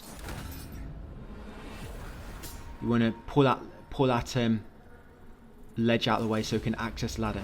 Yes, pull that ledge out of the way. Once pulled it out of the way, drop down. Quickly grab the animated vigor ×2 behind the ladder. And you want to climb the ladder quickly before that big enemy attacks you too much. So once up this ladder, there's a FG there, but you won't need it because there's a save point in here. Yeah, come in here, guys, and talk to Byron. Now, exhaust this dialogue. We need to do this in order to advance Winterberry's questline. We want Winterberry in Skyrest because once you get rid of Gerlin later, we're not going to have a way to buy mana stones or brio stones, and they can come in useful for later 2 bosses, which are quite hard. So talk to Byron, exhaust his dialogue. Once you've done so, come over to the vestige, guys, and rest. Yeah, he does give you a gesture as well, a bemoaning. That's it. Once you've rested, guys, come along here next. Pull the lever to drain the water. It will lower the floodgate, allowing you to get across to the other side of the room as well. Yeah, so just wait for a moment.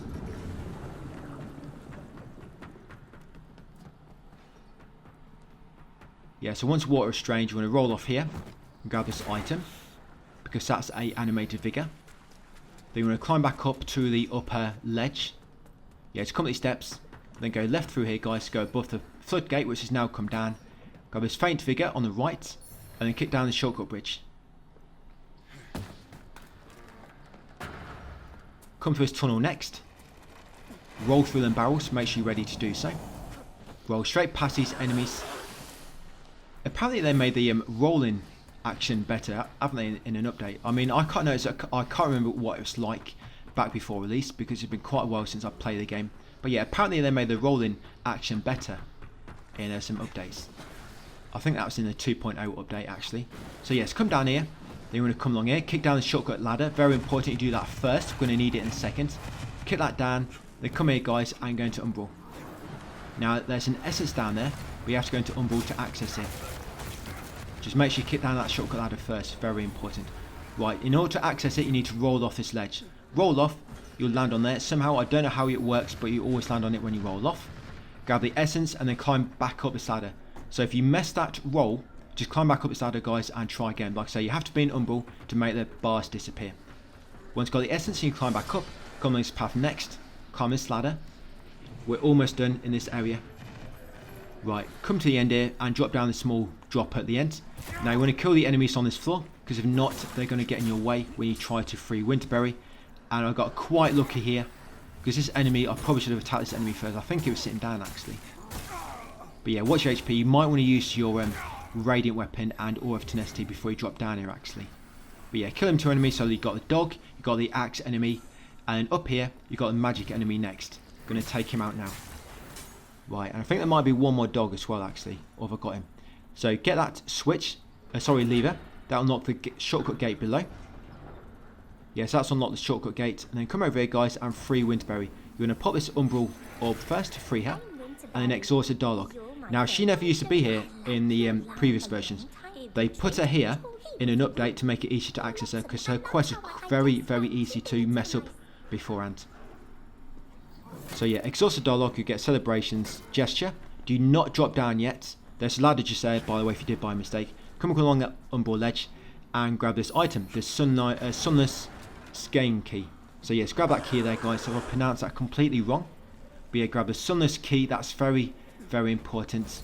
Like I say, make sure you exhaust Winterberry's dialogue as well. And then come up here to this Umbral flower bed, guys, and put down a seed quickly. And once put down a seed, we're going to rest. The reason putting down a seed here is in case this boss kills you, because he can hit you quite quick. Right, so once done so, we're now going to warp back to the we're going to walk back to this vestige here. Catering, I think it is.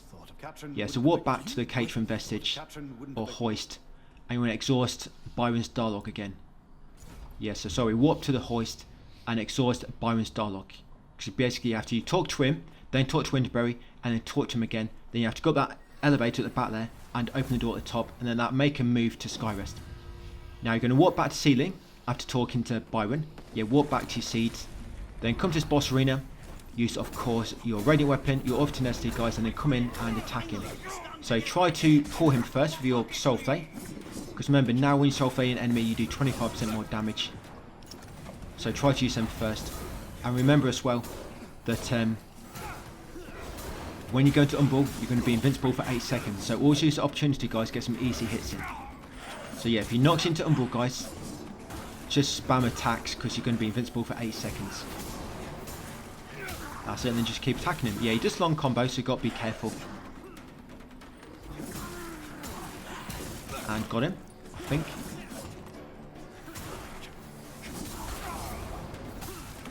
Nice, that's a skin stealer defeated.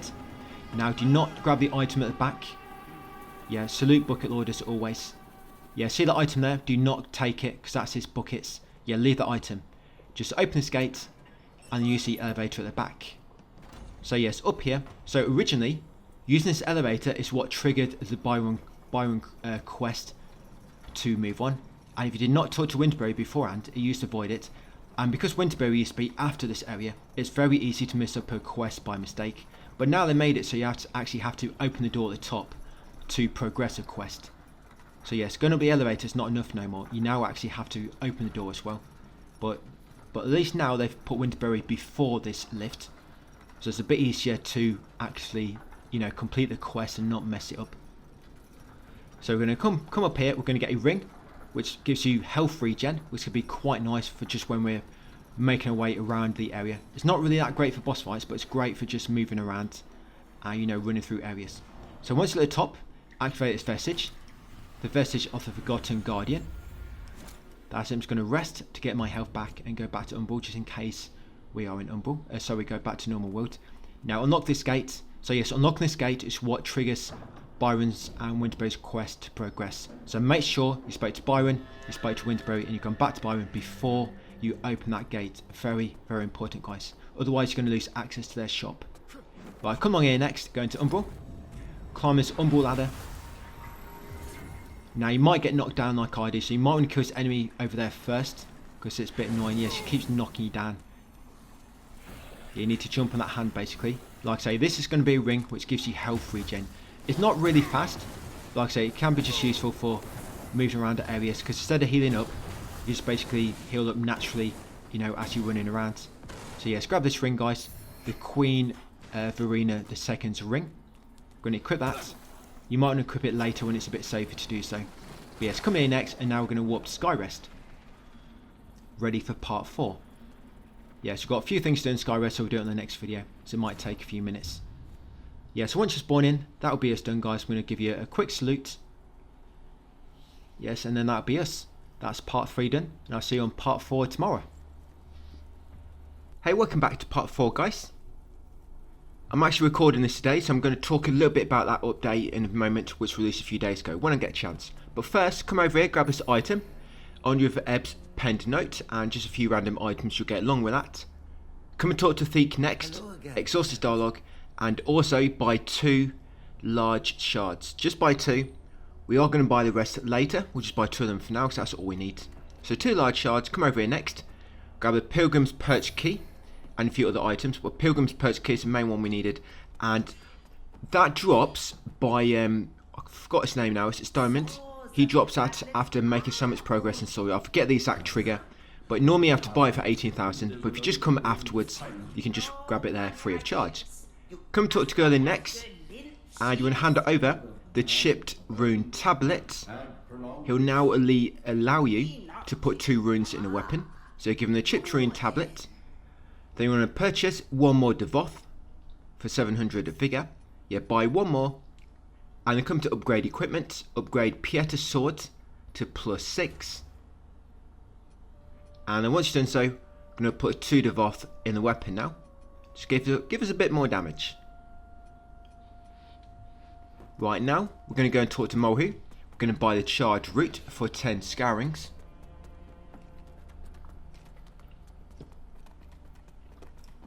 Our final build is almost ready. You know, equipment wise, I mean, we still need to level up and stuff when we get some vigor. But yeah, equipment wise is almost ready. So talk to Mohu and offer remembrance. You want to offer the spurned Progeny. Yeah, offer that remembrance. And you want to buy the charred root for 10 scourings. The charred root ring. That's very important because it will allow you to cast infernal spells and radiant spells with 1 catalyst, which is great. Next up, go to the Vestige, guys, and warp to Pilgrim's Perch,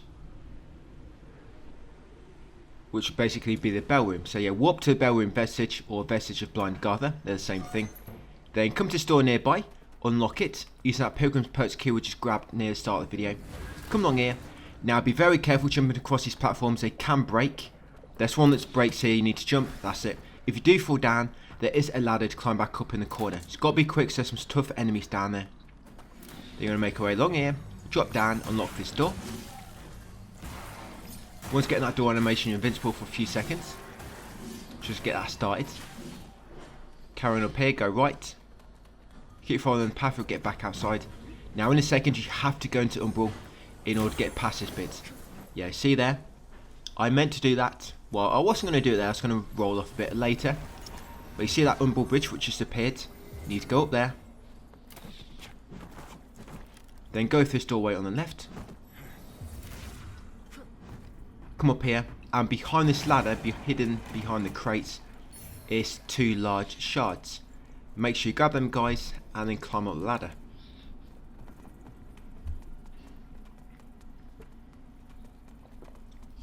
Right, make way along here next. I would have liked to have bought that key, but it's just so expensive, 18,000. So I normally just wait until I can just grab it from the floor. Now when you get to that branch, in the big kind of like cavern area, and there's like a gazebo on the left, take the right path. Yeah, take the right path, make way up your steps. Remember to roll through the barrels to pop them, explode them, break them, whatever. Yeah, carry on to the top.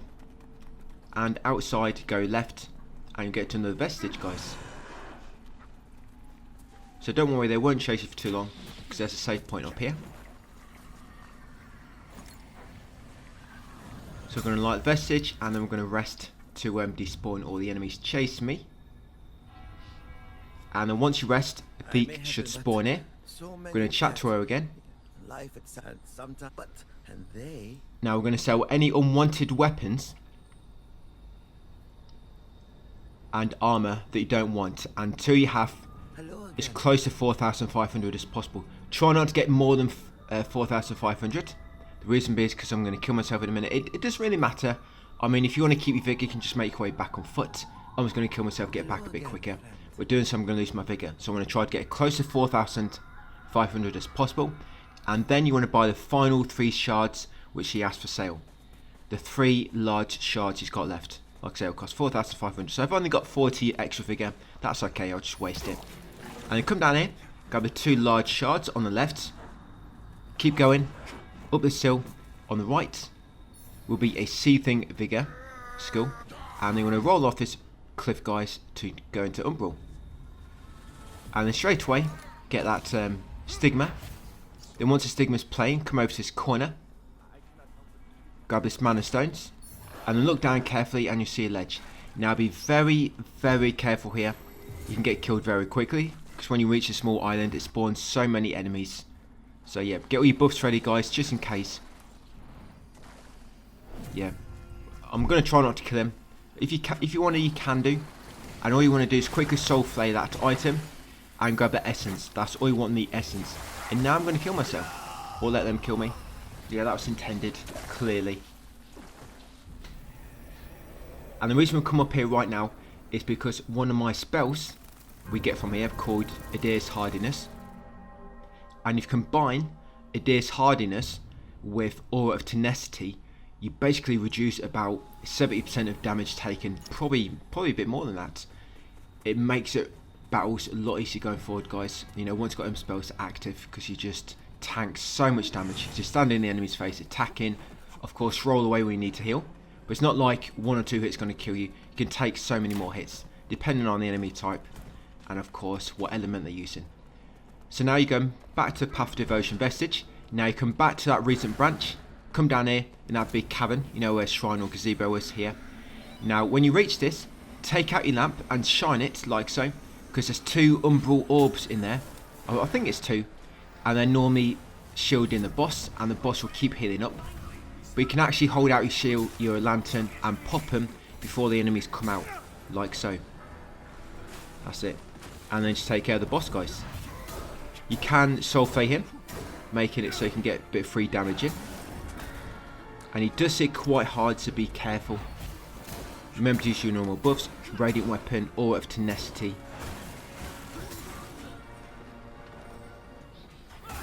That's it, and just keep attacking him. Yeah, I've got a moment. So they brought out an update, so Veteran Mode will work on New Game Plus.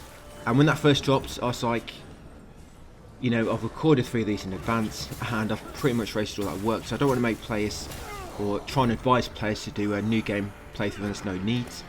But they glitched it up on PS5, it doesn't work properly. It works on Steam, but it doesn't work on PS5. And I think they might have finished for Christmas, so it could be waiting until after Christmas for that to get fixed. So I'm going to keep this guide going, because it's still going to be useful, and then I'll just do a New Game Plus guide afterwards. So you want to come up here, guys, grab the Adyr's Hardiness from that chest, and now you want to put on the Charge Root Ring, as I just did, and also put on the Adyr's Hardiness spell. So your spells right now should be Aura of Tenacity, Radiant Weapon, Adyr's Hardiness, and a Radiant Flare. And like I say, you got Charge Root. And then do not collect the item chest outside the boss arena because it's a Bucket Lord thing. Grab them 2 large shards on your left. Once you're outside, then go right. And there's an Umbral Bridge here. So take out your lamp to reveal it. No need to go into Umbral, just shine your lamp. That's it, run past the ladder. Watch out for that penitent hiding behind the ladder. Then take out your lamp here. Got this bridge. That's it, come right into this room and open this chest. I like this chest, it's got loads of upgrade materials. Got 2 large shards. It's at 5 nuggets and 6 fragments, I think, something like that. And then carry on, kick down that ladder and then go back the other way. That ladder takes you back near the vestige of Blind Agartha. I did not mean to drop down there at all. I actually meant to jump, but of course I messed it up. Right, I've got to try not to die now. So that ladder we ran past, I'm now trying to climb up it. There is a save point coming up, guys, not too far away. Just got to make our way there.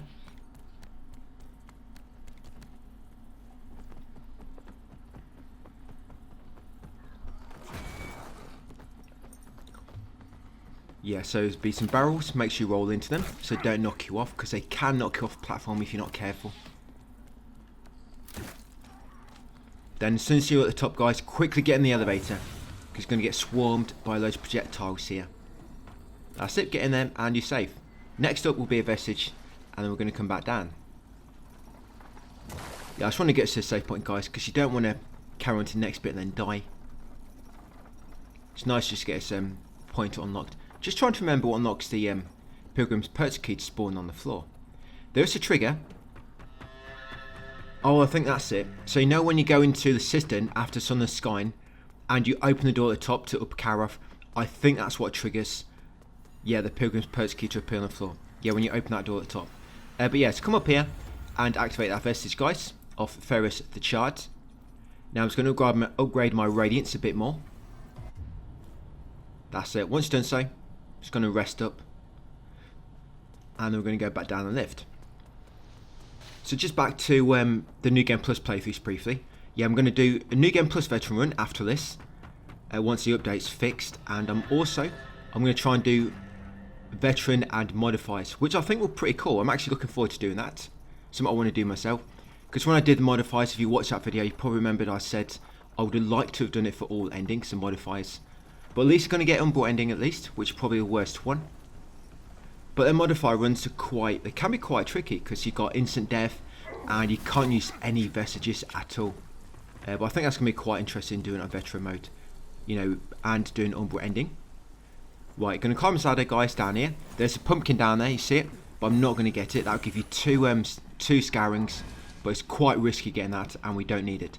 I'm just letting you know it's there. But really, if you just follow me, you do not need that at all. Right, carrying down here, out this doorway. I don't know why I wanted to hit him. Just looked very inviting. Just a quick slash to the back. I was hoping it's going to knock him off. But yeah, don't drop down that ladder. As you can see, it almost kills you. Just climb down it normally, guys. Take the safer route. And then come to this elevator and ride it down to the bottom. The reason I'm coming down here is because there's an item we need to give to Dunmire. And this item makes him sell he sells a pendant which I want. That's why I get his pendant, get his key item and a few others to give to him. So once down on the elevator, come over here and grab this item. The Hallowed Sentinel Scripture. That's all you wanted, but I'm just going to grab this Stigma while I'm nearby. Yes, a Stigma over here. So I'm just going to jump off, make sure you've got the Hallowed Sentinel Scripture, very important. Get that Stigma in the cage. That's it. Then I'm going to head back to Vestige, guys, and warp around. So kick down this ladder, shortcut ladder. Then you're going to drop down. You see that soul flay edge? We're going to soul flay that and then jump across. Do not try to jump across the rotating platforms because jumping across that to the next platform is too high and you won't make the jump because you're supposed to come the other way. That's it. Just pull that ledge across to you, guys. Go across it. Make way along here and back to the save point.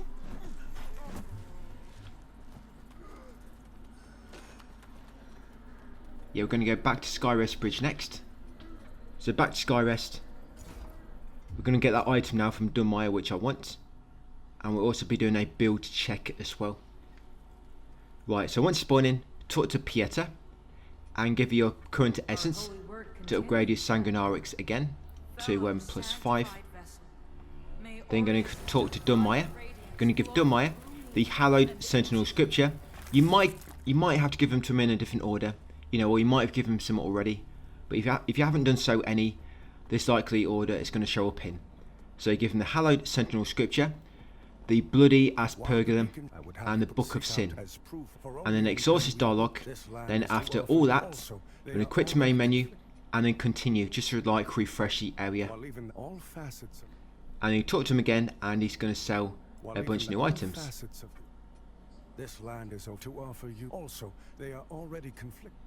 We're going to sell some items as well, get some more money. And we're going to buy the pendant from him and go and upgrade our sword a bit more with Gerland before warping back to the cistern where we fought a skin stealer. So yes, Dunmire, like I say, give him Hallowed Sentinel Scripture, Bloody Aspergillum, Book of Sin, finish his dialogue by just talking to him a bit more. And then once he's done so, quit the main menu and continue. I don't know why you respawn when you quit the main menu. You're naked for a few seconds. You know, luckily the camera isn't zoomed out a bit more. Right, so now I'm going to sell all my unwanted equipment and armour. Be careful what you sell. Do not want to sell something useful. Now that eye, you can sell that because I don't use it. I think that's a 1. Yeah, so the Umbral Eye of Betrayed Elite, you don't need that, you can get rid of it. So sell any weapons and any armour which you don't want. What you're trying to do is you're trying to get 12,500. Yes, 12,500. And if you sold what you can and you still don't have enough, then try to just sell some of your bigger items. That's it. And you want to buy the Imperium Pendant from him. You don't need that Princess thing anymore, by the way. Yeah, so the Imperium Pendant. Buy the Imperium Pendant from him and equip it. That's basically our new pendant going forward and will be our current one for the rest of the game. Then come back to Gerland and you want to upgrade Pieter's sword to +8. You should have enough to upgrade it twice. So go to +7 and +8. Then like I say, once you've done so, you're going to warp to ceiling. So yeah, my current build. So our weapons are Pieter's sword, +8, two-handed of course, Wilmark's Catalyst, and spells got Radiant Flare, Radiant Weapon, Aura of Tenacity, and Adyr's Hardiness. I've no idea what's going on the screen there. And our armour doesn't really matter, guys, it's up to you, but you don't want any too heavy. You want to try to stay in a light weight rating, so you can move a bit faster and your endurance recharges a little bit quicker. Yes, like I say, go to ceiling where you fought a skin stealer. Accessories, Imperium Pendant of course, the rings you got Charge Root and Queen Verimus II's ring, and quick start you got Sanguinarix and Mana Stones of course. Right, so once here, we're going to get our first trophy now, Veteran Mode. I think this will be our first one. So you want to go into Umbral. I like to go into Umbral on the side of that guy so it knocks him off. I don't know, I get some kind of satisfaction when I do that. Yeah, so before you drop down here, get your buffs ready. You see that enemy down there is the boss, and there's going to be 3 of these. So drop down, try to get a falling attack. That's it, and just go to town. So with our current buffs, guys, they're not going to do much damage at all.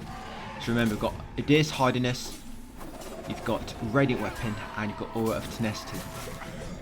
Always use Aura of Tenacity last, because that's one which slowly drains your mana. So I always use Radiant Weapon, Adyr's Hardiness, and Aura of Tenacity last. Remember to have Mana Stone to keep it topped up your mana. So I've got rid of 1 already. As you can see, they're not doing much damage. And believe me, if I did not have Adyr's Hardiness and Aura of Tenacity active, like 2 hits, I'd be dead. That's how much defense it gives you, and increases your survivability. So let's keep attacking him. Once you beat him all, guys, you'll get your first trophy. I think this is the first one off Veteran Mode. There we go. Brought to low. Defeat the Bringer Trio. Stillness, Silence, and Nullity. In the cistern on Veteran Mode. Right, next up, once you're done, Going to pull that bridge over to you. Going to go left up these steps, unlock the shortcut gate, and in a moment we're going to drop down very, very slightly, so just be careful. Yeah, just go to the top of these steps and look down, make sure you're going to drop on the ledge below. That's it. Come inside the small doorway into this like infested area. Carry on, go left slightly to this fork, and you get this long passage going north in the middle. Roll to the end and climb the ladder in a tunnel on the right. Up here, use the FG to go back to the real world. Open this gate. The key to open this gate, you get this from killing the Skin Stealer boss, which we did earlier. Come in here, pull the lever to drain the water, and then we're going to grab this heavenly vial at the site. There we go. So once got that, come back along here. Now you're going to grab the Adyr's Worshipper's Sword. Make sure you grab that key item, guys. So Adyr Worshipper's Sword. Grab a key item from the altar, then go to Umbral, grab the Stigma, and while Stigma is playing, drop down, make way along here, go left. So make sure you're going in the right direction. It can be quite easy to drop down and be facing the wrong way. Yes, it was quite quick there. But basically, if you go in the right direction, you want to keep going left. That's it. And once you get back outside in the middle part of the cistern, carefully drop down to the cages, grab the regular nuggets. Once got them, come over here and grab a mana stone. Now you might want to let that dialogue play. You see that dialogue at the bottom, because down here you kind of transition to another area, and I'm not quite sure if I got a scouring reward. It's not a big deal because we do get more than what we need. And here's an FG, by the way. Go back to the normal world. Yeah, so before you go too far down that previous corridor where the dialogue at the bottom stopped playing, you might just want to wait, guys, and make sure you get scourings. Yes, I might have missed two there. It's not a big problem. I know that there's a different area transition there. Yes, here, by the way, some mana stone, because there is normally where you pop a trophy sometimes for discovering every location. I've popped it there a few times.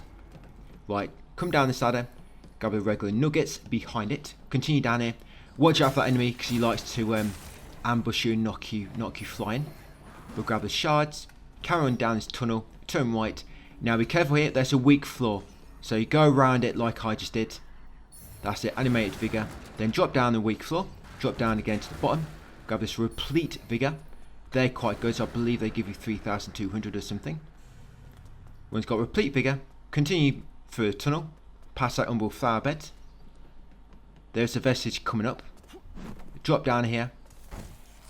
There is two large shards. All these large shards I'm getting, make sure you grab them, guys, because I think when it comes to upgrading, I only just have enough. That's it, and I come to this elevator, guys. Little shortcut. This is going to take us to a vestige, and it's been quite a while since I've rested. So we are going to rest here, just get our Sanguinarix back.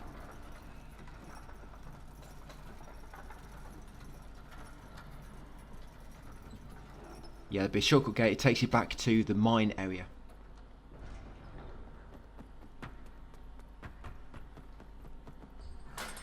That's it in here. Which is nice, actually. We're going to get 2 trophies in this video, because another trophy is going to come from killing the boss at the bottom. So rest and upgrade my radiance to 30. By the looks of it.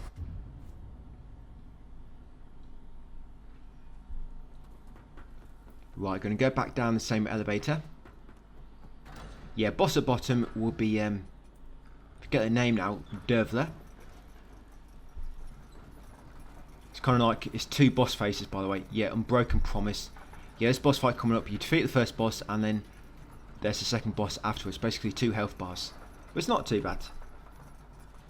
Not too bad at all with this build. Right, so once down here, there is a essence in this area I used to collect, but I just leave it now.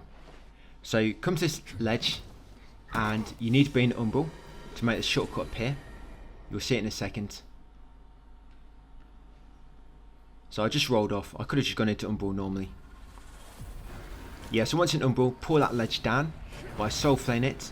That's it. Then once it's gone down, roll onto it, guys. Then quickly spin around and roll onto the next ledge. That's it. Drop down again, and a final time. Then use this FG to go back to the normal world, because it always gives you an extra life. Unless you have to be in Umbral for a specific reason, guys, always try and be in the normal world. That extra life is so important. Saves you a lot of times. Right, carrying down here. And then grab this item. Yeah, these archers can be quite a nuisance. Yeah, grab the regular nuggets. But at least, you know, we've got an extra life. Yeah, like that. Look what happens. That's why I need to be in normal world when you can. But he helped me down. Helped me get down a bit faster, which was nice. So if you are in Umbral when you come down here, there'll be an effigy here. So I'm going to get rid of these enemies to get my withered health back as well. So you see effigy. Go back to the normal world. When there is no effigy for quite a while, there will be some points later where there will be no effigies, and they can be quite helpful. So we're actually going to use seeds a bit more when it comes to that. So I'm going to put a seed down and rest, because otherwise you might die and it'll be a long trek back. So yeah, there'll be a few locations later, guys. We might put down a few more seeds. So try not to use too many. Right, carrying along here, make sure you jump. Now, do not collect this. First soul flay it. It's a mimic. So when you see them items with like a wiggly line, which keeps like swirling about in the air, you need to soul flay them, so it's a mimic. But they can be good to get along the way, because you normally get a moth from them and a seed. Yeah, so grab them nuggets along there. And that mimic, by the way, it's normally in a different place. It's around that area, but it can be like a random spot. Just keep a lookout for the item where it's kind of like trail, which is like rising up. It's like swirling around, you know, waving around. Just watch out for that. Go through Umbral Gate after kicking down the bridge. Yeah, that shortcut bridge, I kicked it down. Grab the small fragments, carrying along here, but keep right. Now, for some reason, there's a chunk in this room. So keep going right in here. Grab them regular nuggets and then grab this chunk in the middle. Yep, a chunk. I think there's about 4 or 5 you can get in a single playthrough. You need them to fully upgrade your weapon to +10. Right, drop down here quickly to avoid them enemies. Jump across. There's normally a ladder you can take down there, but if you just jump from there, it's a bit quicker. Right, carrying down here. Got a vestige coming up, guys, and then the boss shortly after.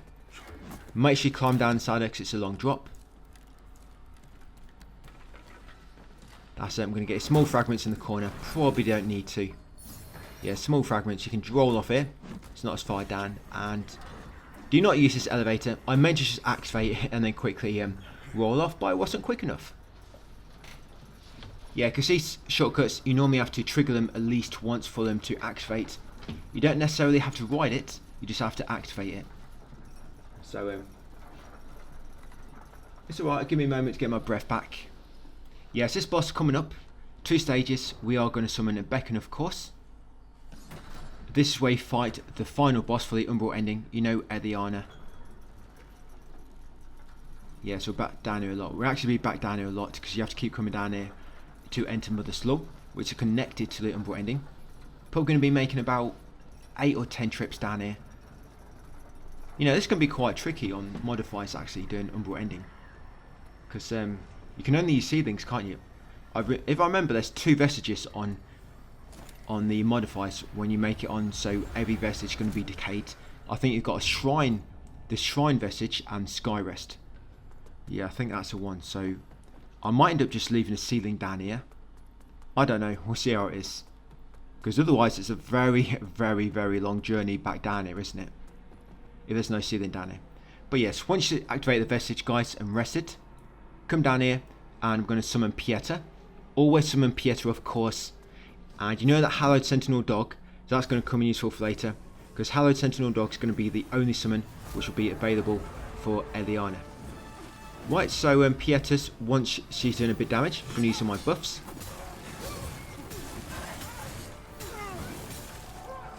So this will be a first stage. I don't think you can soul flay her, can you? I'm going to give it a go. Oh, you can. Yeah, you can soul flay her first stage, but not a second. So use the soul flays first to begin with, guys, to get some free damage in. That's it. And to make sure you always keep your mana active and watch your HP. Like I say, they won't be doing much damage. Just to Adyr's hardiness and or tenacity currently being active. And remember that your buffs last for 90 seconds. So if the fight feels like it's been going on for longer than 90 seconds, you need to cast, of course, not Aura of Tenacity, because that will always be active as long as you don't run out of mana. But like Adyr's hardiness and Radiant Weapon, you need to cast that again. So this is the second stage. Now it's the Unbroken Promise. I don't think you can soul flay this dude. That's why I choose him to begin with. And remember, when you go into Umbral, you're going to be invincible for 8 seconds. So when you go into Umbral, guys, just stay close by and try to get loads of free hits in during your invisibility phase.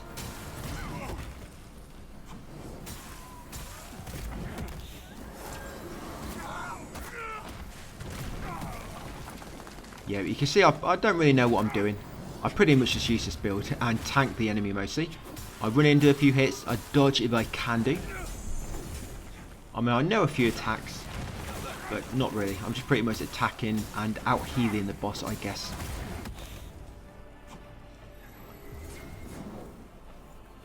But this pretty much works for any boss, even on veteran mode.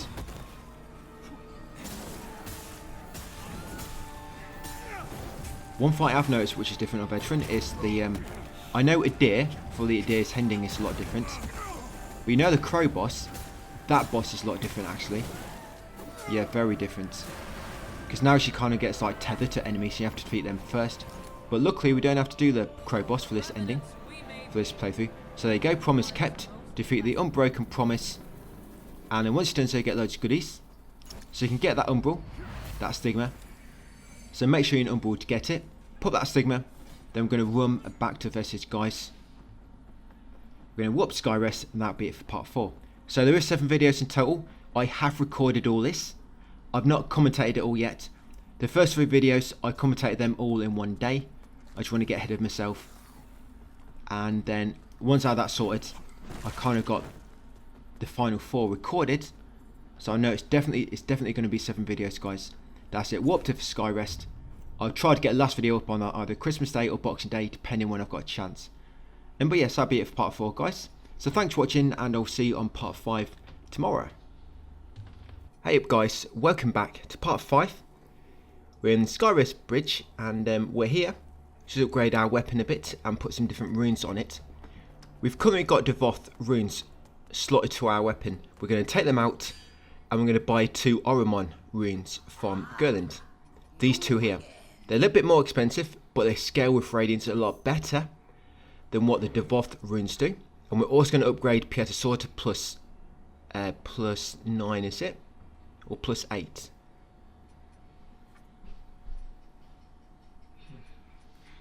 Might already be plus 8.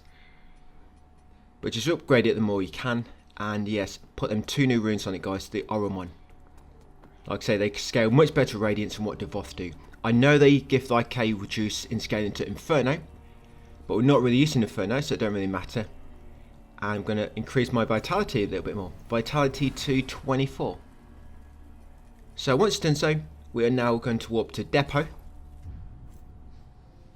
Now I'm going to be fighting Light Reaper here.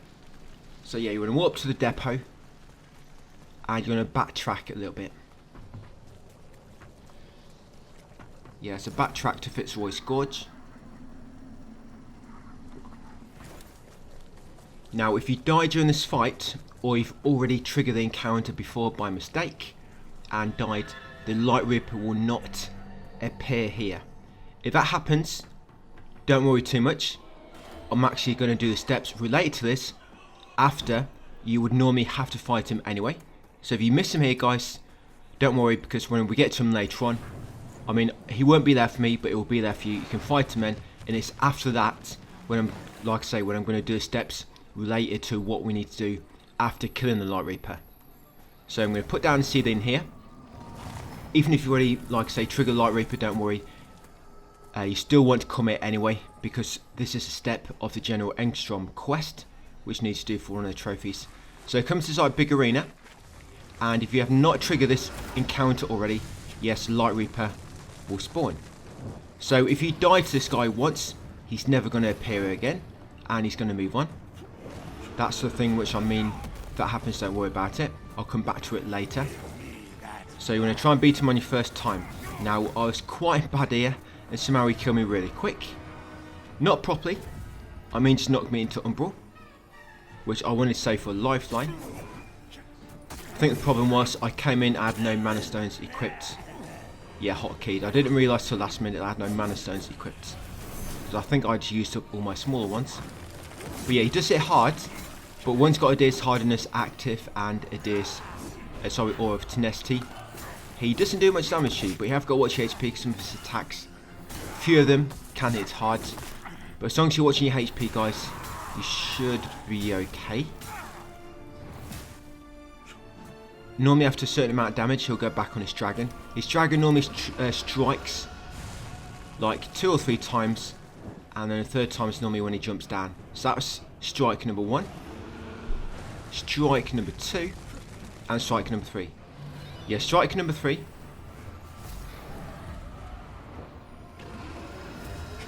He'll normally stamp down with his feet, and he'll jump off the back, and he'll be back in the fight. So just back to normal. And what you might want to do when the dragon is coming down, guys, not Light Reaper, is you might want to turn off Aura of Tenacity.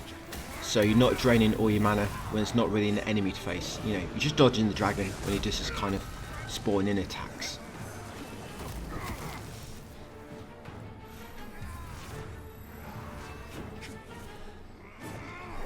All that happens when you beat him is you get a lot of Vestige, you get Umbral Scourings, quite a lot, 25, you get Vestige Seed, you get Light Reaper's Umbral Parasite, and then Light Reaper Flesh. We need those for some of the steps connected to the Umbral ending. But just because I was worried about some of you guys messing this up, potentially dying to him, so like I say, if you die, he will not spawn here again, and you have to wait until later. You can quitting is okay, he'll still be here, it's just if you die. But yeah, because them 2 items, Light Reaper Flesh and Light Reaper's Umbral Parasite, are needed for some very important steps later. I'm just going to do them steps after you have to fight him anyway, in his later appearance. If you've played through the game already, you know what I'm talking about. You can get his Stigma there. You don't really need it, so we're going to have more than what we need anyway. The reason we wanted to come here, and this is a step you wanted to do no matter what, is you see this tree over here, you need to do a gesture in front of it. But if the Light Reaper's just been defeated, you're going to have to quit the main menu and reload in order for the tree to make it so it can interact with it. This is only if you fought the Light Reaper. If not, you should already be able to interact with the tree. So you're going to come to the tree, now you can see that interact icon, and you want to use the Pledge to Adyr gesture, that one there, that's it. And you get that small text window at the bottom, which will say, with aim cold and unerring, extinguish the blazing hands. That basically triggers the start of General Engstrom's quest. And like I say, we have to do his quest because it's related to a trophy now. It wasn't related to a platinum, but it's now related to a DLC trophy. So like I say, make sure you did Pledge to Adyr gesture in front of that tree. You got a small message, with aim cold and unerring, extinguish the blazing hands. I've just gone back to ceiling. I've used those vigor to increase my level. So I've gone vitality up to 25 and endurance up to 18. If you didn't defeat him, don't worry. Just keep an eye on what I did next, and you can do the same when we get more vigor. And you want to warp to the windmill. Back here, we're going to unlock that door with a thief key. That thief key, we got it from, I think it was Andreas back in Skyrest, way back in the guide. So you can unlock that door once you get a thief key. You're going to come up here, go into Umbral, soul flay this door, and there will be an FG before this boss coming up.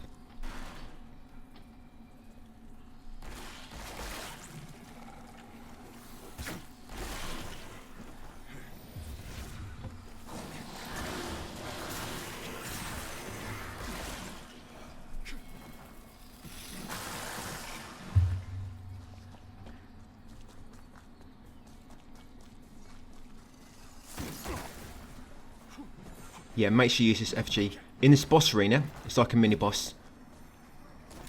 If you go into Umbral, it's going to trigger one of them like big Umbral mask enemies to appear. And you do not want that enemy in the fight as well. So whatever you do, guys, try not to go into Umbral during this fight.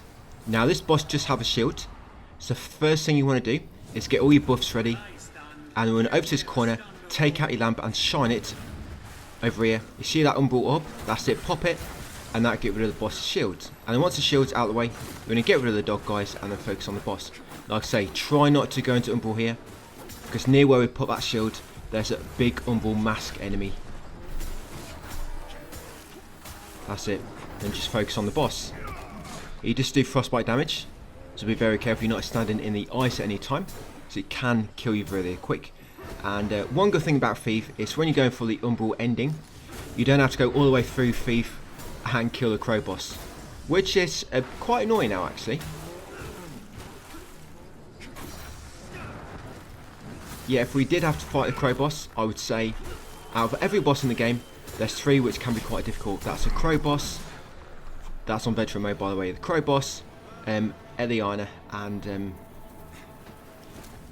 General Engstrom. Yeah, them 3 can be quite tricky.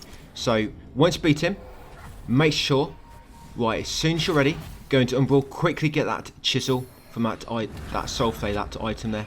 That's it, and quickly escape before that big mask enemy attacks you. Yeah, so that enemy, he would have been in the fight if you went into Umbral. So since the fight's ended, get near the item ready, and then prep yourself, you know, do what you need to do, and then quickly go into Umbral, soul flay the item guy. It's a chisel, so you definitely want it to upgrade our lamp. Then run up here, get that stigma. Then once stigma is finished playing and you got the rewards, we can upgrade our character again at this vestige. I've lost where I am in Protect Sky now, so I'll come back in a minute and let you know. Yeah, so I've gone up to Endurance 20.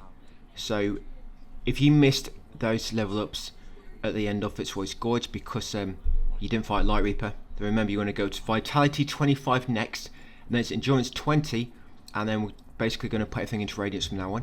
I think I'll get my Radiance to about 43 or something like that. And then once I've got them on Umbral Scouring, so that stigma popped just before the vestige, I've rested, and now I'm going to climb these 2 ladders. I know we're going through this area. I know I said we don't need to fight a Crow boss, but we need to come along here to get the item we need for General Engstrom's quest to start it. Yeah, grab that cluster, that mana stone when you run past it, and then carry along this mountain, guys, mountain top. Yeah, so make your way to the end, climb the ladder, and over the other side of the gate wall, you'll find a item which you need for the General Engstrom quest. You have to hit all these flaming hands in order. Yeah, it's like blazing hands in trees, and you have to pop them all in order. Just how the quest works.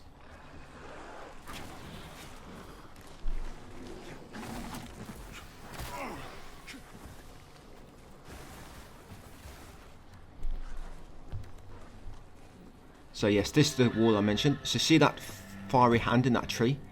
That hand will not be there if you did not do that gesture in front of that tree like a few minutes ago. So grab that item, the Wintry Ordnance. Then you want to equip that in your offhand. Sorry, not your offhand, your catalyst hand. That's it. Equip the throwing hand, and then equip the Wintry Ordnance. And you want to lob it at that. That's it. And once you put out that blazing hand, that's all you need to do. That's the first step. Well, not a first step, probably like a second, I guess. Second step of that quest. And hand number 1. So there's 5 hands in total, if I remember. And you have to extinguish all the hands in order. That's hand number 1. And when you throw in the snowball, if you hold, there's 2 ways you can aim it. One aim, there'll be like no cursor, but another aim, there'll be like a throwing arc, you know, cursor. So you can see where it's going to land. And that's when you want to use it. It makes it easier to see. You might want to practice a bit as well, because there will be some times later. We're going to throw it really quickly before enemies catch up to us. And all I'm doing now is I'm making my way along here because I want to get a essence. Now this archer, you want to kill him, because if not, this archer likes to knock you off this umbral ledge coming up. So just get rid of that archer. That's it. And then come along here and want to go into umbral. I'm going to try and make a jump because I'm going to go into umbral anyway. As you can see, there's an invisible wall there. I think I bounced off. Right, so once in umbral, guys, drop to this ledge. That's it. Pull yourself across to that one. We're going to loot this chest. This chest has a lot of items inside, which is why I like to loot it. There we go. Some nice little nuggets and some fragments. Then we're going to pull yourself back across and drop down to this ledge below. And there's your essence. Now you can actually jump back in this hole, because normally when you drop outside like this you can't get back in, but you can get back in. I was trying to show you this, but I have done this since the patch. I was able to jump back in there. I mean, I tried for about 30 seconds an hour and I kind of gave up, but you can get back in there if you fall out before grabbing the essence. So I don't think you've got to go all the way back around. You've got to jump at a kind of certain angle, You got to jump from feathers on the right and kind of aiming towards the sulfate item. That's it, just kind of jumping diagonal. But yes, you can make it back in that way, guys, if you jump. But once you're done, you're going to pull this lever to unlock that gate. Kick down this ladder. That's it. I'm not going to go through that gate, but why not? We're nearby, just in case you want to go back through it later for whatever reason. That's it. Drop all the way down and come over to this vestige. Right, so now we are going to warp to Hamlet. So yes, Hamlet is our next stop. So now we're pretty much, guys, just chasing up some of these snowballs, then blazing hands. Right, so make sure you got the wintry ordnance in your catalyst slot ready, so you can quickly change weapon. That's it, ready to go. Right, because this one you're going to have loads of enemies chasing you. You can just kill the enemies on the way if you want to, but of course I'm just trying to be a bit quicker for guide purposes.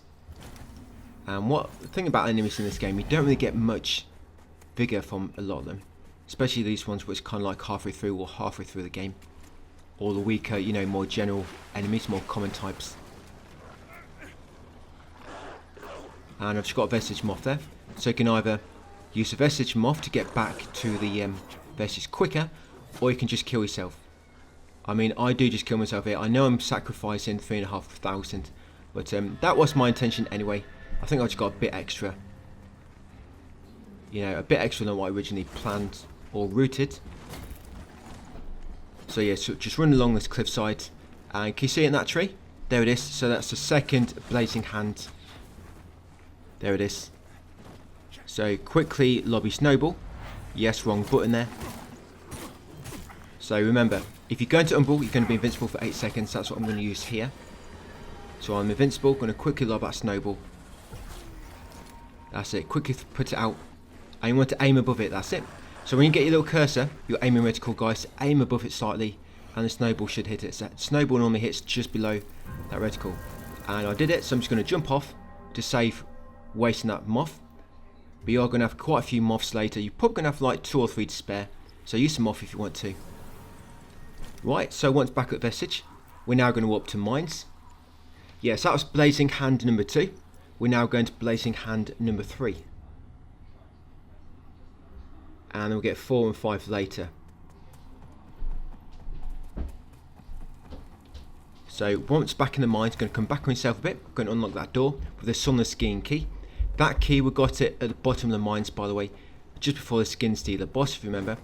We spoke to it at Winterbury. The key was along the same upper platforms. You had to go across an umbral ledge to get to another secluded platform. That's where the key was.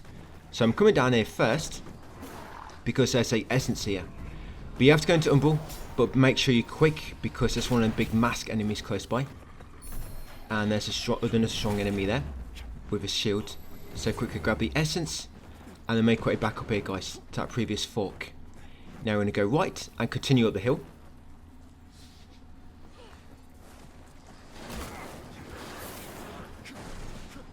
And then up here, we're going to go in the tower on the right, because I want to go into the normal world first, to give us another lifeline. So yes, go into this tower, go left, you'll go up some stairs, and then just on your right will be an effigy. So we're going to use that. That's it, to go into back into normal world.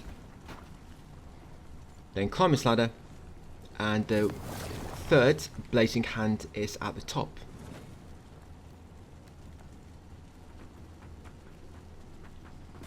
So once on the top, there will be a few enemies. I'm going to try and be quicker. So there it is in that tree. Yeah, blazing hand number 3. But before we die or whatever, just going to grab these items first. That's it, because there's some large shards there. Then I'm just going to jump off and kill myself. I was quite lucky with this actually, because I already knew the General Enstrom quest, because I actually did it in my original Platinum guide. So my Platinum guide kind of still works even if you put a game on Veteran, and it will still pop all the Veteran trophies if you just decided to follow the Platinum guide on Veteran mode. Yeah, it's quite lucky I actually included that. I think afterwards I kind of wish I didn't, because it's quite a difficult boss and it doesn't really give you anything like mega useful. But they've made a reason for it now, I guess. So once you've got that third blazing hand and the shards, we're now going to warp to Pathway. So yes, make sure you lob a snowball at Blazing Hand number 3. So there's only 2 more Blazing Hands, guys, and we can engage the boss, General Engstrom, who has a trophy connected to him now. So once back at Pathway, the Mans of the Hallowed Brothers, we're going to come along here. You need to go into Umbral, because of this Umbral Bridge. There you go. Make way across, be quick to avoid the gargoyle-like enemies. And there should be an FG up here on the right. That's it, go back to normal world. Drop down here, turn right, and just pause the lever to unlock a shortcut gate while we're close by. Yeah, so soon we're going to have the runes we can basically put into our offhand weapon, and that works on your weapon in your other hand as well. Most runes, they only work for the weapon they're slotted to. They don't work for your other equipped weapon, but the runes for two-handing a weapon, they do count. So it makes two-handed builds really strong. So we'll grab that animated vigor, come in here next, go through that fake wall up ahead, just watch out so an enemy will bash through it. That's it. Then we're going to go right just after, not immediately right. If you go down the path going down, just do not go down there. You want to go this one which goes up slightly. Then go right again, then at the end here, go left, up your steps, you'll go past a flower bed, and then you'll be outside. We're going to kill this enemy because he drops a key, the Holy Bulwark. This enemy does actually drop quite a lot of vestige, vigor. So if you want to farm him, you can do. You can basically just kill him, go rest of the vigor, the vestige nearby, getting the names mixed up now, and then go and kill him again. So he'll drop the man's kitchen key. We're going to grab the man's kitchen key, then we're going to come in here and grab a heavenly vial from that table. Then once got that vial, we're going to come up here, guys, and rest at the vestige.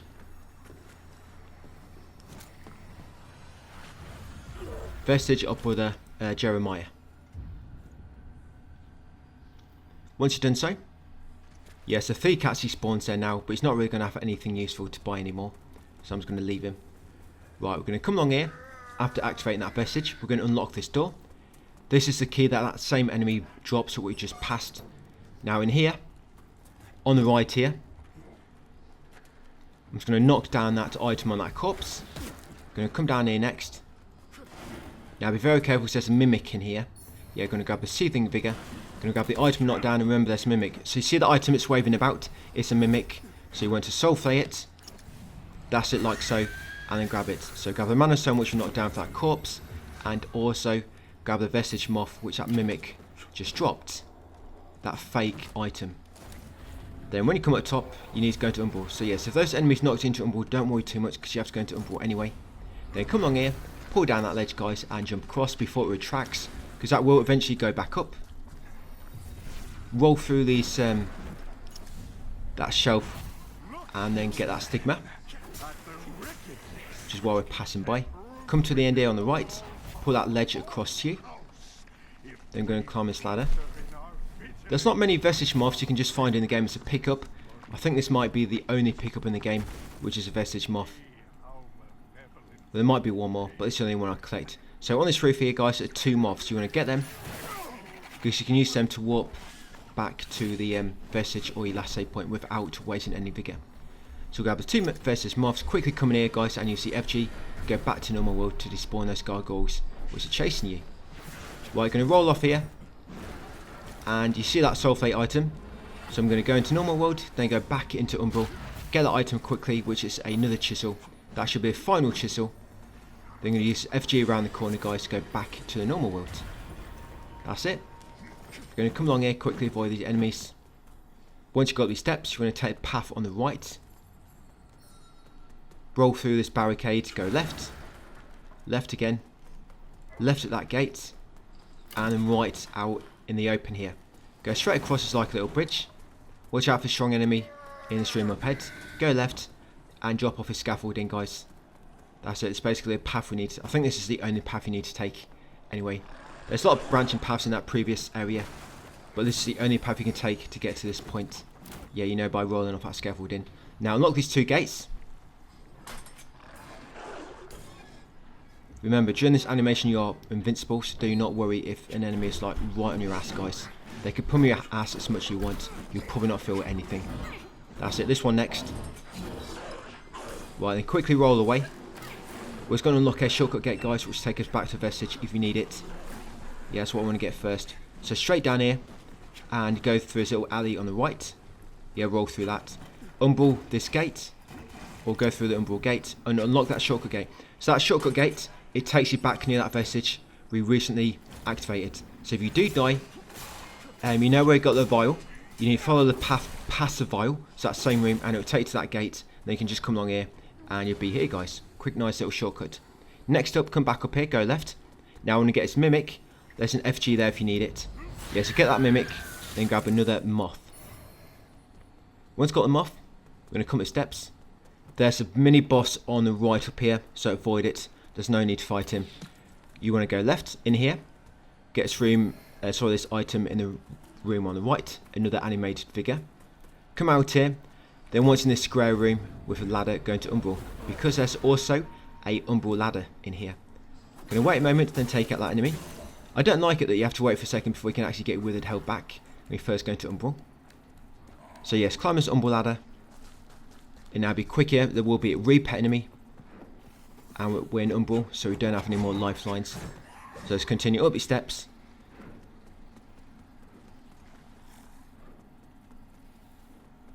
This enemy you want to take him out, because normally he blocks me, I can't normally get past him.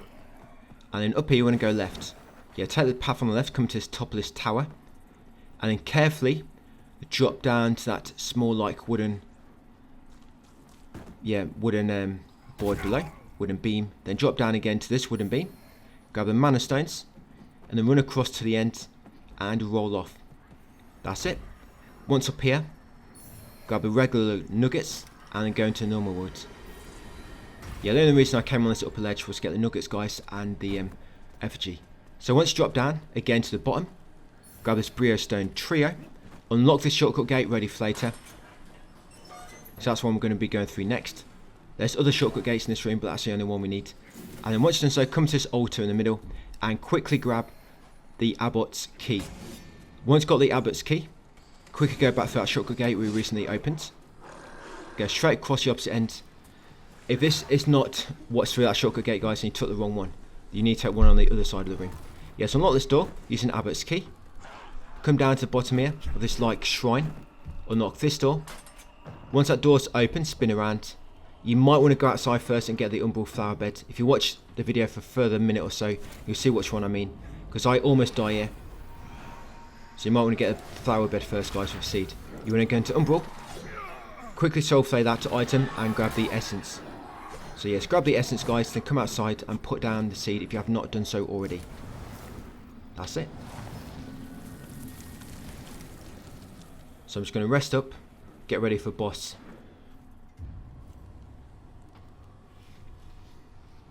Right, so once you're rested, guys, you're going to come up here next and come outside into this long bridge. And here it's going to be a boss, so Tower of Penance. We don't have to go all the way down the bottom, so don't worry, we do not have to kill Tancred. But I go halfway down this tower because I want to get the tablet, you know, so we can get a third rune on our weapon. So with this boss, you want to make sure you pop that Umbral orb, because if not, that orb will keep reviving him. Every time you kill him, it will kind of like revive him. It gets quite annoying, because you can wonder why he keeps getting back up, and it's because of that. So yes, make sure you pop that Umbral orb, which is quite easy to miss. That's it, then just take him out, guys. Yes, so use your Soulflay first for some free damage. This enemy's not too bad, but he just does a lot of poison damage, so you've got to watch out for that. And of course, keep your health topped up, because like I say, the poison will also be depleting your health at the same time. That's it, got him. Now when he does die, it takes him a long time, so he normally does like a kamikaze thing at the end, where he gets back up, explodes in another cloud of poison. And this is when he normally revives if you did not pop that Umbral orb at the start. But we have done so, so instead of reviving, it's just going to get up and explode like so. And that's it, so that's a Carrion Knight. So once you've taken him out, go back to the seed, guys, you want to rest up. And then once you're rested, you want to come back down here, drop down this ladder. Now be very, very careful here. I do get very, very close to dying at this point. So you might want to kill his 2 gargoyle enemies. I tried to avoid him, and you see that I almost died. So I'm going to pull that lift over to me, then use it to get across. That's it, put yourself across, guys, and this is what I mean. So there's 2 gargoyle enemies here, so like I say, you might want to kill him. I try to avoid him. All I'm pretty much want to do is get Jeffrey's dagger. But yeah, see how close I get to dying. Yeah, then we'll quickly come up here and then roll over to that platform. It looks like he can't make it, but he can just roll across and use this FG, go back into a normal world. Right, so once you go back into normal world, climb back up this ladder. The reason I wanted Jeffrey's dagger is because it's the lightest weapon, which can have a rune of any type.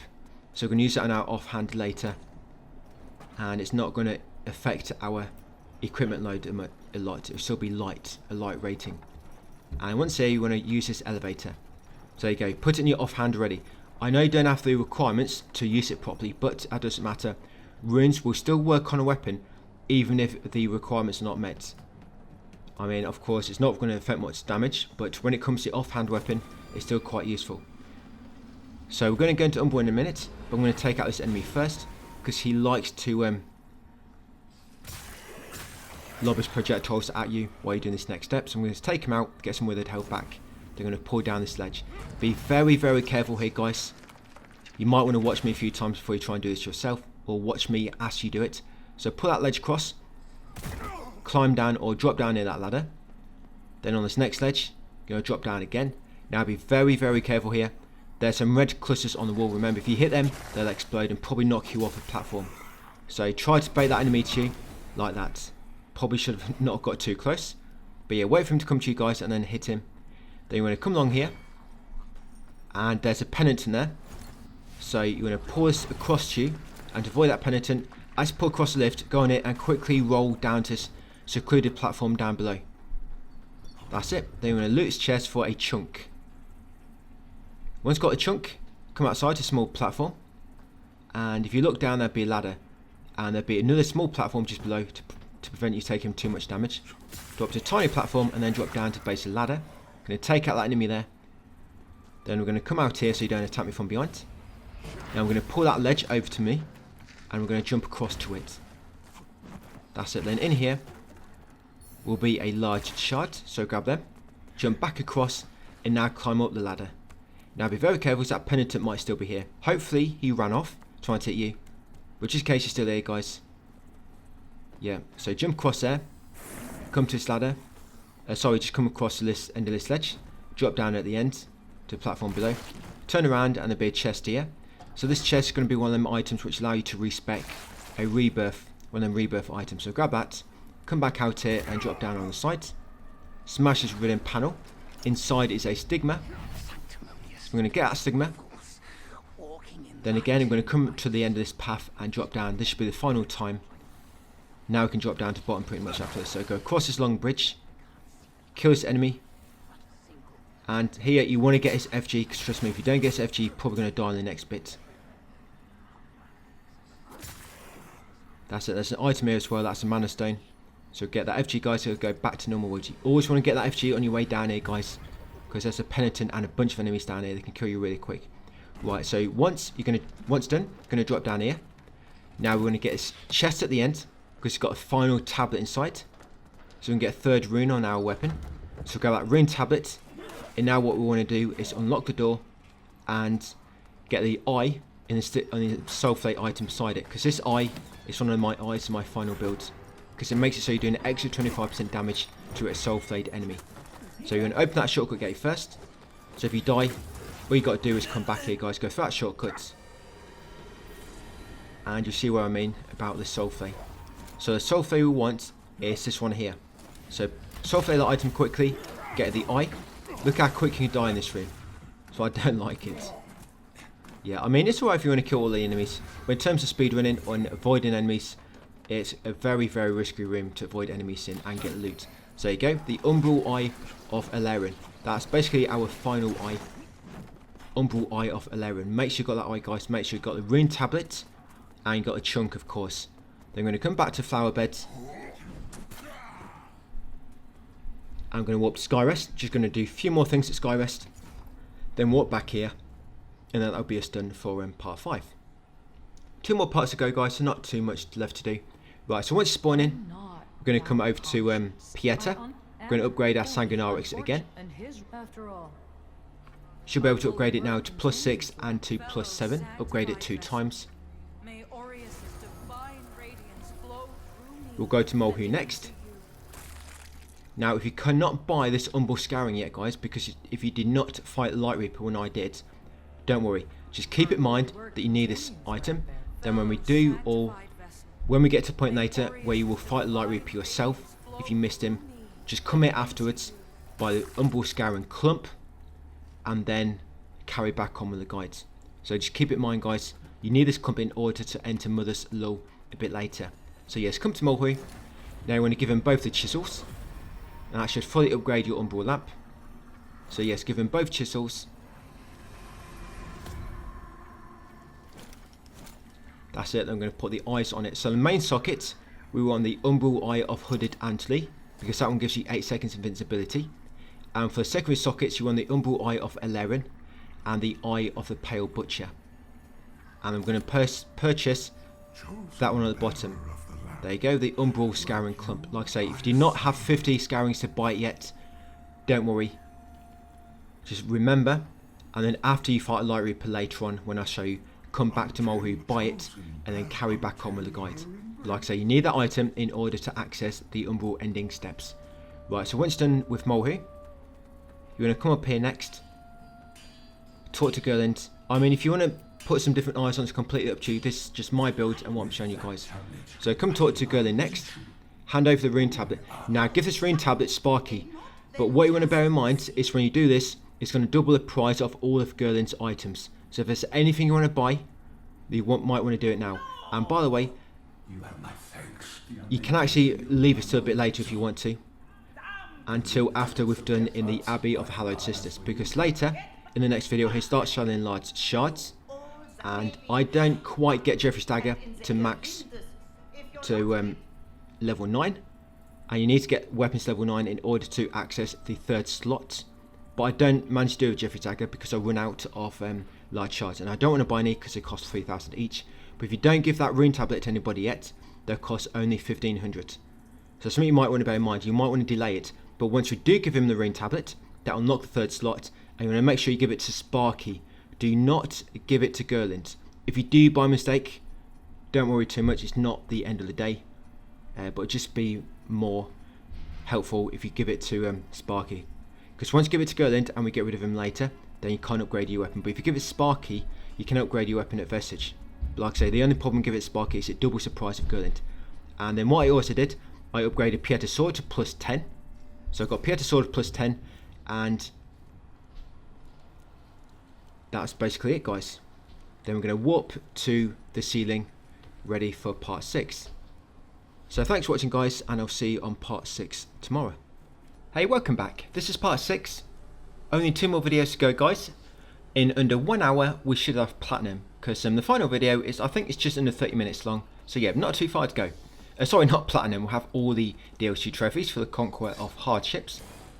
We're going to come over here and unlock this gate. This will take us into the Abbey of the Hallowed Sisters. No need to talk to NPCs, so I'm just going to carry on forward. If you're just going for veteran trophies, all you need to do is follow me, of course. Anything else, and you're going to have to keep track of that yourself. So up here, watch out for these 2 enemies, because if you're on a new game, they can do a lot of damage to you. Like, look at that. I almost pretty much died. So I'm just going to carry on up here a bit more. There's going to be a boss up here. So what I like to do first, I don't like to use my buffs outside the arena, so I normally get caught from attacks from these enemies. So what I do, I run in and hide behind the statue in the middle. That's it. So the boss pretty much always starts off with like a laser or a radiant ray she lobs at you. So hide behind that statue, use all your buffs. Then once Bucket Lord will join in, you're both going to start attacking the boss together. Yes, do a little duo team up here. So I'm just going to soul flay her. Now we've upgraded our lamp a bit more. We've got 3 uses, and these will allow you to do quite a bit of damage to her. And they're quite good as well, because when she's soul flayed, of course she's not attacking. And she does have quite some nasty attacks. I mean, as long as you buff yourself, it shouldn't be too bad. But yeah, just get close, guys. Soul flay her. I was going to say Umbral lamp her next, but I guess that's kind of the same thing. So yeah, one more time. Yeah, so just get close, guys, and unball Lamper. Yeah, watch out for that. I mean, I should dodge that. I can see it coming. And you'd think by now I have a bit more experience in this. But no, I'm still quite bad at dodging enemies. Despite putting hundreds of hours in this game. Yeah, I'm still quite bad at dodging them. Because I've never really had to learn it. From all these builds, just make it so you can pretty much just tank them. And just take attacks from their face. You know, and just out-heal them. But yes, once beat her, come up here. Do not collect the item afterwards. Just outside boss arena. So that's of course a bucket. Don't want to collect that. Grab that mana stone on the way up. And then carry on up here, guys, to the vestige. The vestige of Rosamund. Once we're here, I'm going to upgrade Radiance to 33. Yeah. Radiance to Expedition 33. That's what you want to push it up to. I'm just going to use a bit more Vigor consumables. Just get a bit more. So I know I'm not going to quite have enough. I think I need about 13,500 altogether. Yeah, right, so once got up to Radiance 33, or more or less something similar. I think I finished this about level 60 or something, it's not very high. Now, Feek will be here next. You don't have to talk to him, it's up to you. But he might have a few more things to say if we want to have a check. Right, and once you're done, come in here, grab this item. That's Animated Vigor Skull, ×2. Grab them, and carrying up these steps. We are going to go into Umbral in a second. But I want to try and do it near this door, just so I'm going to be invincible while I unlock it. So going to Umbral near the door, and then solve it, guys. Remember, you've got 8 seconds of invincibility. That's it. Quickly get through there. Attack an enemy to heal up slightly, or just use a Sanguinarix. There's going to be another save point coming up, so it's not like you have to make them last. Yeah, so just keep rolling through. Now we're going to turn right, come down to the gate. You want to unlock it. Shortcut gate take you back to that vestige point, and also grab this mana stone at the bottom. Right, once the shortcut gate is opened, the only reason we're coming here, by the way, mainly is to get the rune off Adyr, because whatever ending you're going for, you always need this rune, I think. And also, the runes I like to use, we can actually farm them just after. And luckily for us, they're actually one of the easiest runes to farm in the game. So go to FG when you go back to the normal world, or just use the vestige. Carrying up the steps. There's a bigger item down there, I think, but I started to get past them enemies as quick as I can, so they can kill you quite quick if you're not careful. Watch out for this penitent. He likes to ram you with his head. Then you're going to come into this like courtyard area, go to far corner, up the steps, guys, spin around, and there'll be a flower bed. This is a good spot to put down a seed.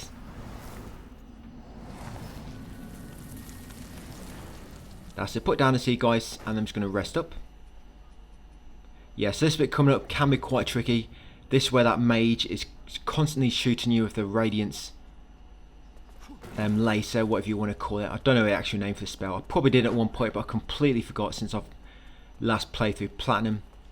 I mean, I'm revisiting the game now, but just do these trophies. Yeah, so you want to quickly come up here. Once you get to this point, you need to go into Umbral.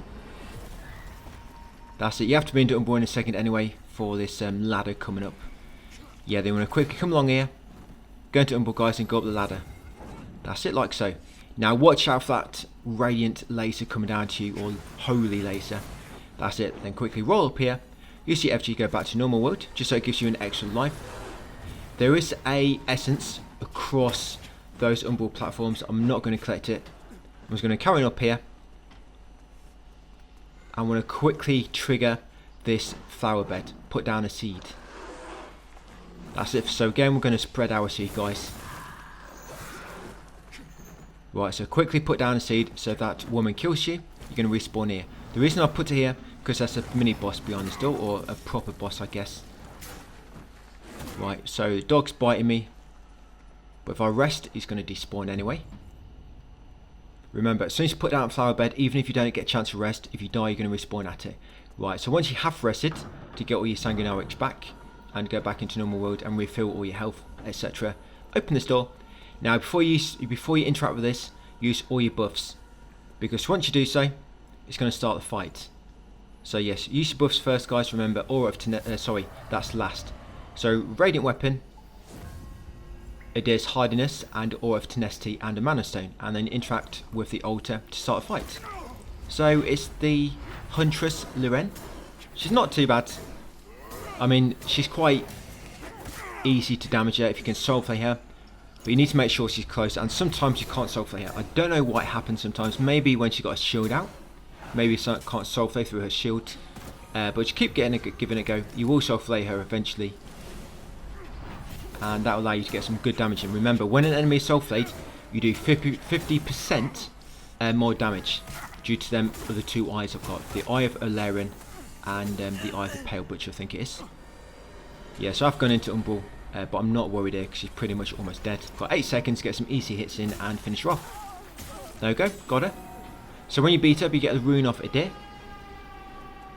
So I'm going to come into the next room next and go up steps. If you need to go back to the seed guys to rest up, do so. Because there are quite some strong enemies coming up as well until we get to the next save point. There's always a dog hiding behind that partition, so just roll through it guys and take out the dog first, otherwise it's going to attack you when you grab that replete vigour, and you want to get that because it gives you I think it gives you 3,200. Right, so we're going to get an essence next. So come along this middle path. Try to be quick here, some wolves, and you got a strong enemy down here. Over here it's normally an Umbral gate because I'm already in Umbral. You can normally just take out your lamp. I want to quickly get that essence. That's it, that's all I wanted. I'm going to roll back and get the FG. You can get the FG on your way down if you want. I want to do it on the way up. So just up here and on the left, there's the FG. So we're going to use that and go back into the normal world. There is a name for it, isn't it? It's normal, Umbral and something else. I forget what the name is. Is it Axiom? So you've got Umbral, which of course is the Dark World, I guess, the mirrored world, and is it Axiom? You know, AXIOM. I can't even remember. I think that's what you call the normal world in this. But anyway, yeah, carrying up here. Try not to get knocked into Umbral, but I've got a lifeline just in case I need it. Right, but we are almost back at save point. We're going to unlock a shortcut gate, basically, guys, take us back to that recent seed. So come along here. Remember, watch out for them archers. They can shoot you from behind. Now watch out for a mimic. There might be a mimic around here, but that item is large shard, so take that one. Like I say, watch out for any mimics. Right, down here, unlock the shortcut gate guys and rest at the seed. So these two enemies, we're going to farm them. Yeah, so rest there. That's it. So these are really easy to farm. These drop the graphics rune. Now to make it a graphics rune drop every single time, you have to kill him with a grievous strike. To do so, all you want to do, use your radiant weapon, soul flay one, attack him a few times, then when he's kind of like staggered, go up to him and press R1. Don't just keep spamming R1, following on from the combo when he's soul flay, because you'll just do a normal attack. You need to wait, you need to pause for a moment and then press R1. That's it. And each time you kill them with a grievous strike, they always drop the rune. There you go, graphics. Now you want to get 4 of those.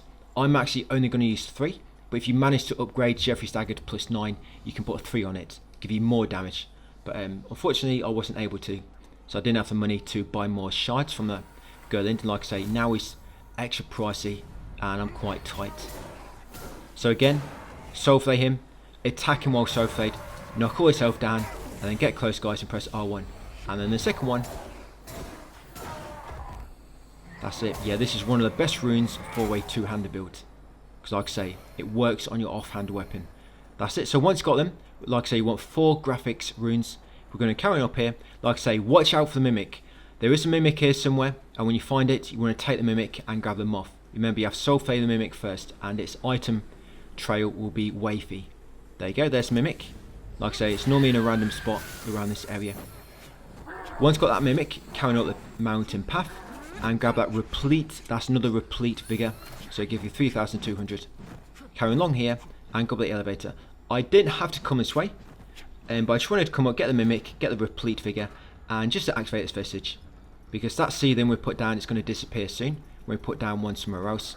But here, if you do want to carry on for any reason, you've got this vestige here, a fixed one you can always walk back to. But you do not have to go through that door, guys, for the Umbral ending. You don't even have to come through this vestige, you just need a rune of Adyr. Right, so once that vestige is active, so let me check what the next step is. So we're now going to walk back to Skyrest.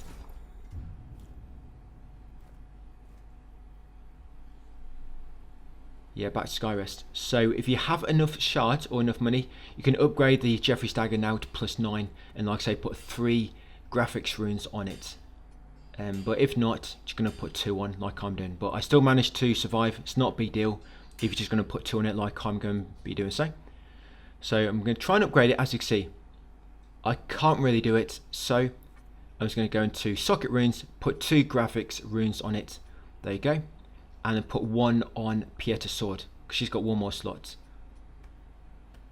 There you go. So she's got 2 Oromon and 1 graphics. 3 graphics on Pieter would be great, but of course we can't, because she's only got 1 slot, which is for all types. Right, so once you're ready, make sure you've got your mana stones equipped and slotted. Don't make the mistake that I did on the Light Reaper, guys, when I went into the fight and I just realised I had no mana stones ready. Right, I was going to upgrade my Radiance a bit more, if I can. Radiance to 36. So all I'm pretty much going to do now is keep leveling up my Radiance. You can push Vitality a little bit more if you want, but I'm just going on, yeah, Radiance. So I'm just going to head down here next. And we're going back up to where we fought Pieter right at the start of the game. Because now we're going to make our way into Upper Calrath. Now this door, there's 2 ways to open it. You can either open it from the other side, or if you've never lit any beacons, never touch any beacons, it will open when you get the Rune of Adyr. So 2 ways to open it.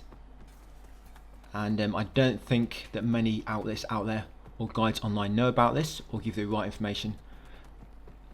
But I learned about this when I was working on my Modify guide, if you watch that, for the Modify DLC.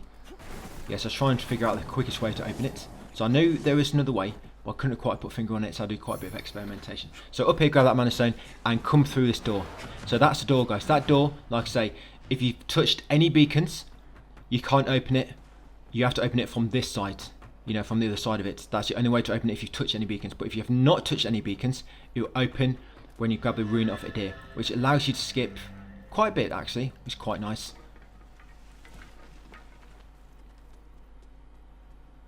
So we're going to come down here. Now, through here, you see that fiery hand. That's Blazing Hand number 4. And there's an item in that corpse as well. That's a moth ring. So that ring, it makes it so when you kill an enemy, they drop more bigger. So what I like to get that, the reason I like to get it, is because when you kill a boss, if you're quick enough, you can quickly switch to it when the boss is doing its dying animation and get more vigor, during the death animation. So that's why I like to get the moth ring, to give you a bit more. I can't remember exactly, it's like 15% more vigor, something like that. But anyway, yes, you did see that blazing hand in the tree, so we're going to get that as well. So make sure you've got the throwing hand ready to lob a snowball. So that would be Blazing Hand number 4. I was waiting for that enemy to walk past, I couldn't be bothered to fight him. Yeah, so there you go. So that's Blazing Hand number 4. Make sure you lob a snowball at it, very important, related to General Engstrom's quest. Going to grab that moth ring, which I just knocked down. Coming in this market stall, grab the Brio Stone Trio. Come along here next, grab the large shards in this broken barrel. That's it, once got them, you're going to carry on past this enemy, you're going to fall down the hole, because down here are some moths. Oh, this is another spot where you get moths. Oh, so this is another spot, so it's not just that building back in the previous video, that rooftop.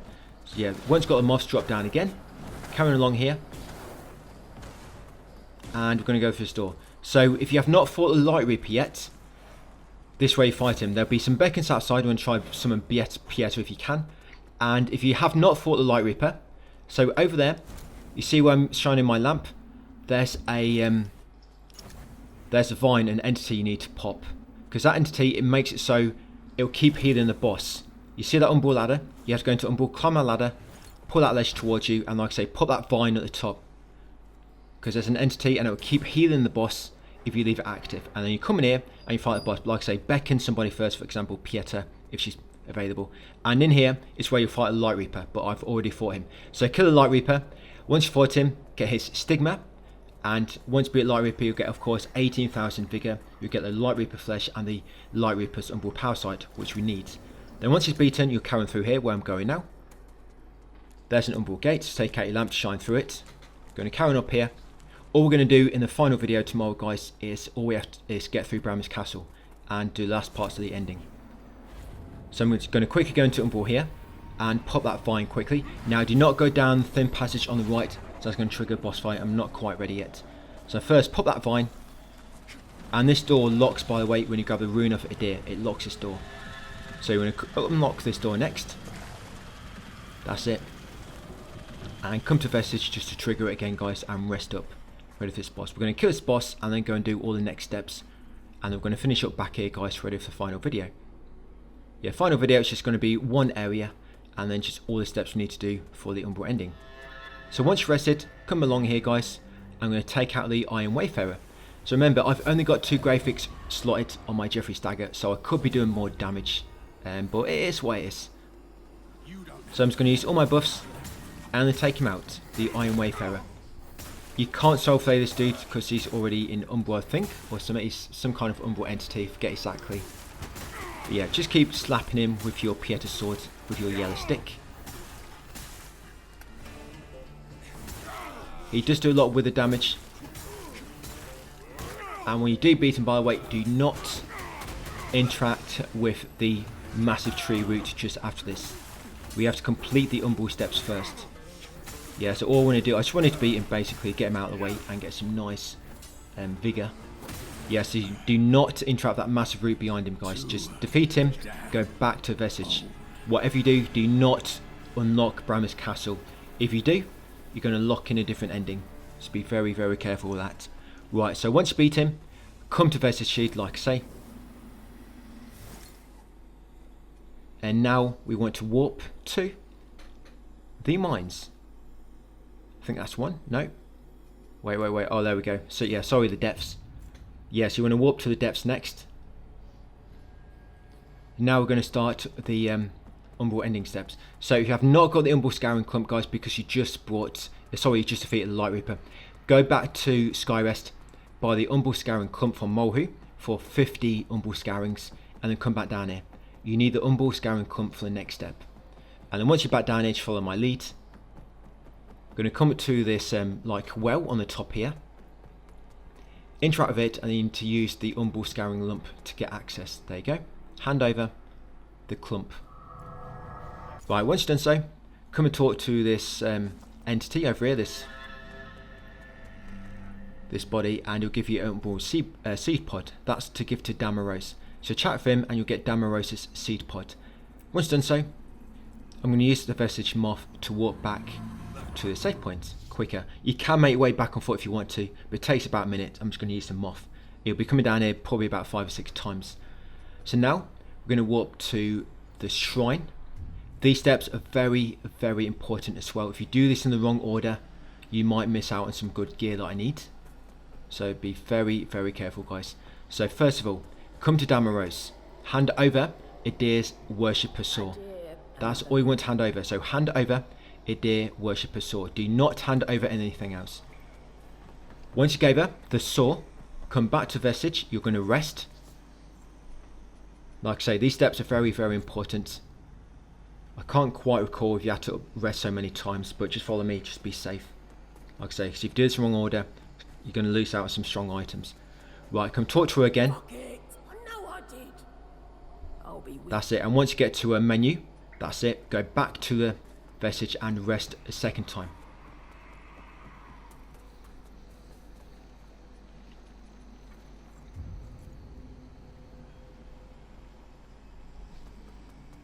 Right, now we should be able to hand over the other items, but do not give her the seed pod yet. Yes, talk to her again and give her the Infernal Enchantress flesh, the Spurned Progeny flesh, and the Light Reaper flesh. Like I say, do not give her the seed pod. So yeah, when you get to a menu, you want to go to talk, hand over Infernal Enchantress flesh, Spurned Progeny flesh, and like I say, Light Reaper flesh. And again, do not give her the seed pod. Sorry that I keep mentioning that. I just want to emphasize it. It's very, very important, guys. Giving the seed pod is basically just going to kill her right now. Right, and we want to give her these to get her these items. So I want to buy Adyr's Endurance and the Adyr Quama Ring. Is that right?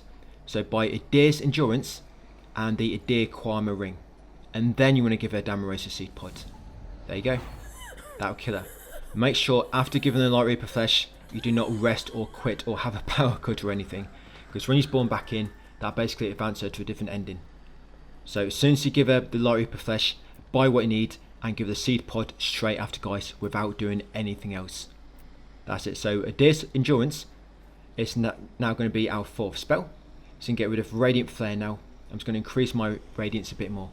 So yes, replace Radiant Flare with Adyr's Endurance. That basically makes your stamina regain much faster. And again, it lasts for about 90 seconds, similar to Adyr's Hardiness and Radiant Weapon. Now going to walk back to the depths. So right now Damaros is dead. We gave the seed pod, it killed her. Now we can go to the Mother's Law again and get a second seed pod for Gerland.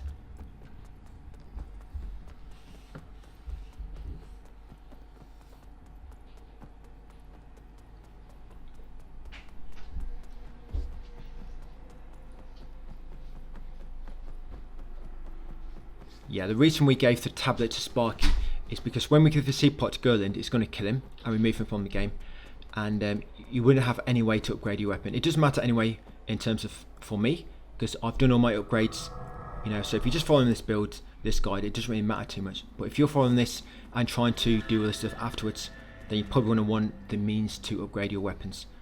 So yeah, torch that corpse again, take Gerland's seed pot, and now I'm going to use another moth. And now I'm going to warp to Skyrest. Yeah, warp Skyrest next after getting Gerland's seed pod. Yeah, because when you give it Sparky, Sparky will make it so you can upgrade your weapons and socket runes at a vestige. So even when you kill Gerland, you're still going to have that possibility to do that. So I'm going to come to Gerland and I'm going to talk. Just make sure if there's anything you want to buy, guys, do it now before you give him the seed pods. It's going to kill him. When you do that, you'll get Gerland's hammer and you'll be knocked out. And now we need to warp back to the depths. Sorry, we need to rest first. Yeah, sorry, something else we need to do. So rest first, just reset the area. You're going to come to Molhu, go into Umbral. Yes, then interact with this open kind of like altar on the side of him, this open pillar, and hand over the Light Reaper's Umbral Power Site. That's all you need to do. So once you put the Light Reaper's Umbral Power Site in that open pillar, if you can't do so, it's because you need to rest. That's why I rested first. And now we want to walk back to the depths. Yeah, almost done, guys. So now you're going to go back down to Mother's Law. You're going to interact with that corpse or the remnant again. You're going to hand over the rune of Adyr and bind yourself evermore to the will of the Putrid Mother. When you choose yes, you get the withered rune of Adyr and Melchior's seed pod, which you need to access the Umbral boss. And then what we're going to do, guys, is go to Kalrath, ready for final part. So my final builds right now, so my weapons, I've got Pieter's Sword plus 10 with some two-handing. I've got Jeffrey's Dagger plus 4 in my offhand and Wilmark's Catalyst. For the runes, I've got Oromon times 2 and Graphics times 1 on Pieter, and I've got Graphics times 2 on Jeffrey's. For spells, I've got Adyr's Endurance, Radiant Weapon, Awe of Tenacity, and Adyr's Hardiness. For armor, any, but try to keep it so your equipment burden is light. Accessories, got Empyrean Pendant, Charge Root, and Added Quama Ring. And quick start, I've got Sanguinarics and Mana Stones. So I just got what I needed from that remnant, Withered Rune of Adyr and Melchior's Seed Pod. And by the way, if you upgrade Wilmark's Catalyst, it'll actually make it so when you buff your weapon, you'll do more damage, so it makes your buffs more potent, makes them stronger. Something to bear in mind, of course. I don't have enough, but if you do want to upgrade it, you'll do a bit more damage. So I'm just going to come back to the Kalrath. That's it. So come back to Kalrath, guys, and that'll be it for part 6. So one more part to go. Thanks for watching, and I'll see you in part 7 after this one. Hey up, guys, welcome back to part 7. This should be the final part of my veteran walkthrough for Lords of the Fallen. We're doing this on New Game. I am going to do a walkthrough on New Game plus veteran and also all modifiers and veteran together. I'll do them at a later date, probably a week or so after this one, hopefully before the new year. But once you spawn in, so at Upper Kalrath, we're going to come outside and head over to the big route and enter Bram's Castle. You want to use the Withered Rune of Adyr to access it. If the Withered Rune of Adyr does not show up, then you've messed up some steps, guys, and go and do them before you come back here. Do not enter Bram's Castle until you completed all the other Umbral steps which we did in the previous video, because if not, if you mess up this ending, then you're going to mess up one of the trophies, because on the Conqueror of Hardships DLC, there's one ending boss trophy you have to get, and that's for defeating Adyr, and of course she is connected to the Umbral ending.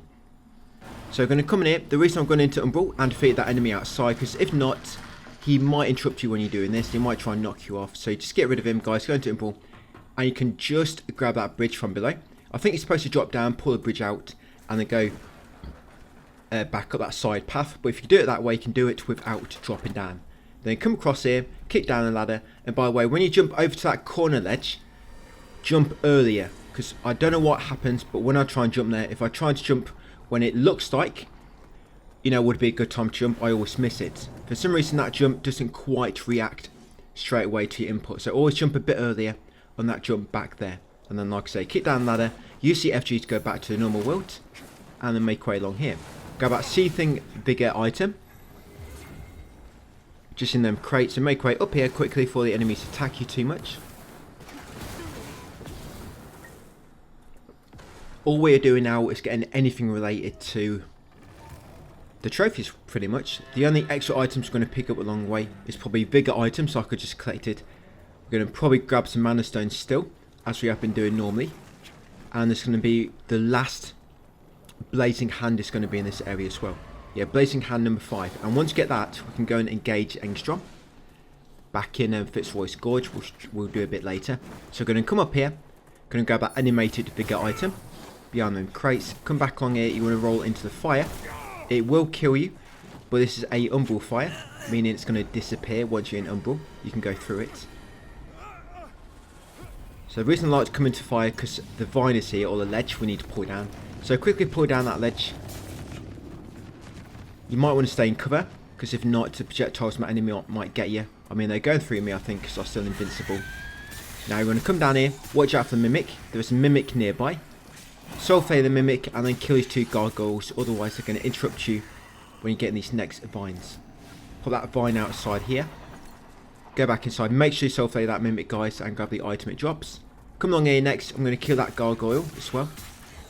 And then put that second vine. That should unlock the fire door where that fire was. I'm going to pull this ledge out, but I'm not going to go across there, because that enemy was there, so I'm going to come back this way. But it don't really matter, because as you see, it's just going to come this way instead. And then come through this Umbral gate. Now that we've pulled the 2 vines, may the entity disintegrate. Drop down here carefully. Do not drop down any holes. And then drop down on this rooftop. Go along this little walkway. And on the left there will be a shortcut ladder. So I'm going to push this down just in case. That's it. Kick that down, guys. And then just on the side here is a FG. I'm going to use this to go into the normal world. Then in the next tower will be a lift. I'm going to quickly use it. You can actually drop down the side of the lift, by the way. So you can go down it like I'm doing, or there's a small window on the side of that tower. You can drop off, just be careful and look down to make sure you're going to drop on the platform below. Because sometimes it's a bit quicker than waiting for this lift to start up.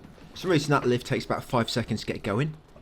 Yeah, it's quite delayed. A bit like me sometimes on some fighting games. So we're going to come up here next. And turn right. Keep going up. We're going to put a vestige seed down up here. So this flower bed, put down a seed. The reason being is because we have to go into Umbral in a second, and there's no FGs nearby. There is one in the far left corner from the direction I was facing right now.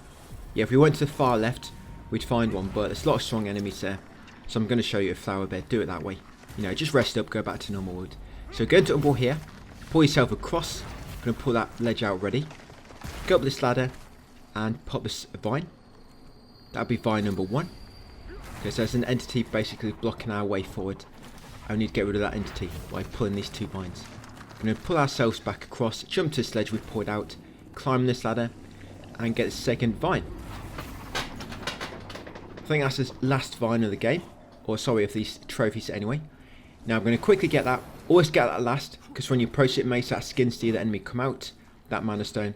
And we're going to come back to my seed and I'm going to rest. That's going to get rid of that enemy, and it's also going to put me back into the normal world. Right now I've got rid of the entity. Use the Umbral lamp to get through that gate. Come up these steps. And the reason it's good to be in the normal world here, because it can be quite easy to get killed here. And you don't want to go all the way back. But this way, of course, we've got our extra life. So I'm just going to use all my buffs. Well, my radiant weapon at least. And this enemy, you have to kill it. This enemy does not respawn, by the way. There's 3 of these enemies throughout the castle. You probably know this already. But when you kill these, it's made a certain part of red crystals disappear. Like these ones here. They'll just break. There you go. Give you access to the vestige. Vestige of the bloody pilgrim. Well, I'm just going to rest up. Going to head deep into the castle next. So we've got 3 boss fights on this. 3 big boss fights. We've got a final boss of the game. We've got Adyr and General Engstrom. So hardest boss fights are going to be in this video. The boss fight at the end of the castle is actually quite easy. It's just Adyr and Engstrom, which is quite difficult. So continue along here. Of course, I'm going straight for the story. There's no need to go down any optional paths. Unless, of course, you want to check the loot down there. Come down this ledge, go up these steps. Be quick in this next part. It's going to be a tough enemy just on my right normally. He patrols that area, but normally when I come in, he's on the right. There's another one just down here. So I'm just going to use my radiant weapon first. He normally comes out on the left. There she is. So I'm just going to run past her. And we're going straight for the Conflagrant Seer, I believe their name is. This enemy just here. So this is another one which controls the crystals. Defeating this one will make a bunch of crystals disappear. And I'm trying not to die. So once got rid of that enemy, wait for the crystals to explode and then quickly pull this lever, guys, to rotate that spiral staircase up ahead. Yeah, rotate that lever once, that's it. Then drop down. Yes, I got knocked off. He helped me down. Bless him. Right, I'm going to unlock this shortcut gate. And then come back down and unlock the shortcut lever as well. Because this shortcut area comes in 2 things. You need to unlock that gate and also this lever. I'm just going to head back to the vestige as well to rest up. There you go. A seething vigor skull as well. Grab that one. So yes, back to vestige, guys, to rest up. Just be on the safe side. I don't usually do this, but a lot of times I can get caught out as well. I think I'll be fine. I'll be fine in Umbral still. And I'll go and get killed like instantly. And, you know, I regret not resting up or looking for an effigy somewhere. So yes, once you're rested, guys, back into normal world. Back up that shortcut. We're going to go up spiral steps now and get the royal key. But you only want to go halfway up. And then we'll come back down and we'll collect the 5th blazing hand. There are a few essences in this castle. I'm leaving them, of course. I mean, if you get all the essences, you're going to get maybe 1 or 2 more uses of the Sanguinary. It's just not really worth it at this point, when you've only got a few bosses left. Right, so come over here and grab that royal key from the bookshelf. You need that in order to progress. That's not optional. You have to take it. Right, back to spiral steps. Now we're going to go back down to the bottom. And you are going to have to go into Umbral here. So come through here, go left, and run into the flames. Right, once you got a bit crispy and you died, you're going to respawn as Umbral. Come all the way to the top, be quick before this enemy attacks you too much when your invincibility wears off. Open this door, guys, and we're going to put down a seed. I know this is close to vestige, but trust me, it's going to be helpful putting a seed down here. So lob a seed down on this flower bed. Rest up to go back to normal world.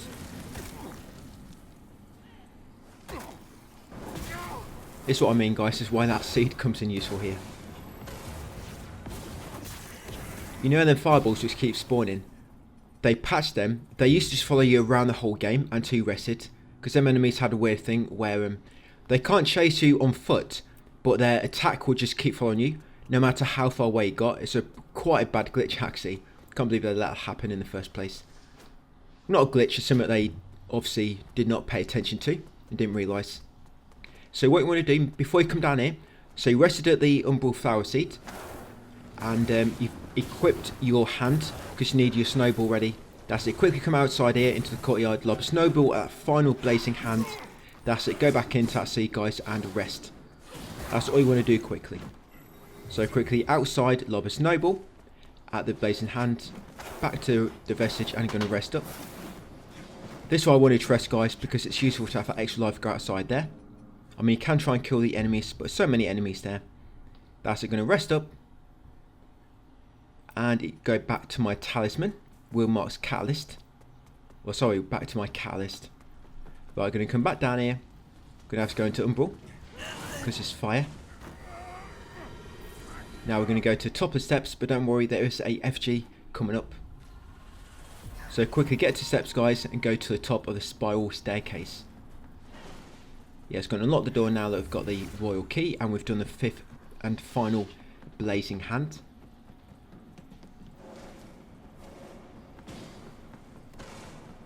Yep, so open the gate. Right, come left. We're going to take a right path first in this like circular hallway. Yeah, right path first. I'm going to unlock this chest. I like this chest because it's got 5 large mana stones in, which is nice. Then come back along here and you see FG. Go back to the normal world. Right, going to come up with steps. Once you come up here, we're going to go to the far right, because there's going to be, I think it's 2 vigor at the end. I can't remember, is it 2 animated or 2 sealing? I forget exactly. But yeah, come to right at the end here, and this item. And it's, oh, it's 2, is it 2? Is that 3? Can't read. Screen is too small. And I left my glasses somewhere. Right, drop back down here next. And grab that large mana stone cluster ×2. Roll off the edge.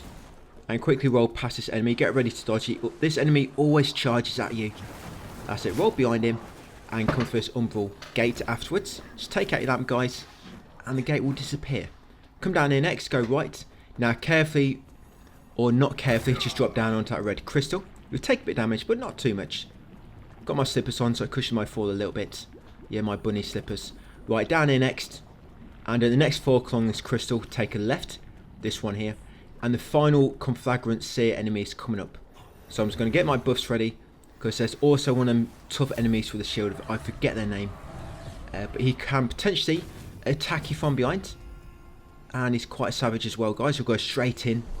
And you'll feel it the next day. So just make sure you're ready, guys. And you've got plenty of defense. Right, so that conflagrant seer went down pretty quick. I'm going to come down here next. And put down a seed. And I'm going to rest up. There is a chunk nearby. I'm going to get it on the way back down after the boss. Don't worry about that. I will show you where it is, in case you want it. Right, so I'm going to rest up. So we've got the boss coming up. So make sure you are ready. I forget the name of him. But yeah, it's the final, I guess, before you decide what ending you want. This is the final boss before the actual ending boss. Right, so I'm going to summon Pieta. That's it. I actually kissed her beckon image down as well. Yeah, just give her a cuddle. So it's going to be the last time she's going to be helping us. Yeah, so make sure you're ready after beckoning Pieta. Come up here. And, oh, that's his name, Sundered Monarch. So I'm going to get my buffs ready. Going to go and slap him from behind. This guy does go down pretty quick. Just make sure you keep your health topped up as normal. And your mana as well. Yeah, just get a few hits in. That's a few slaps with your stick, your yellow stick. Right, let's go to town. He's got a big hammer or big rock.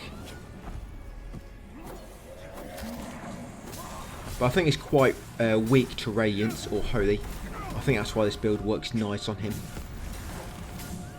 Yeah, it's doing quite a bit of damage. Problem with Adyr, it's our build. Adyr is quite resistant to Holy, but she's still not too bad. I think Engstrom is worse than Adyr. The thing with Engstrom, he does fire damage, and don't really have much defense against that. But Adyr mainly does wither damage. It's not too bad. But yeah, the fire just seems to do more damage to you from Engstrom than what Adyr's attacks do.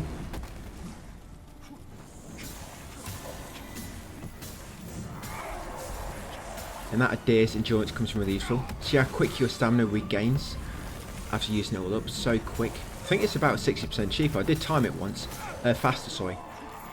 Right, so I'm going to quickly equip my moth ring. As soon as you get that finishing blow, guys, quickly equip your moth ring. As I just did. Look how much more vigor I get. I think this guy normally gives you about 20... I'll let you know. What did I get? Oh, 33,000. He normally gives you 25. So I got like an extra 7 or 8,000 or so. But once beat him, just going to get that Sigma and then come up here and interact with this middle of this tree. Just exhaust the dialogue, and when you get asked, but now with an opportunity, you only and I why when you come. Yeah, I'm just looking for the dialogue here. Yeah, so you want to use Melchior's seed pod. So when you get asked to use Melchior's seed pod, guys, make sure you use it. That's one of the steps we needed to advance the Umbral ending a bit more. That's it. So once you've done so, we now need to go to Skyrest. We're pretty much ready to go and engage the final boss, but we're going to go and do Engstrom next.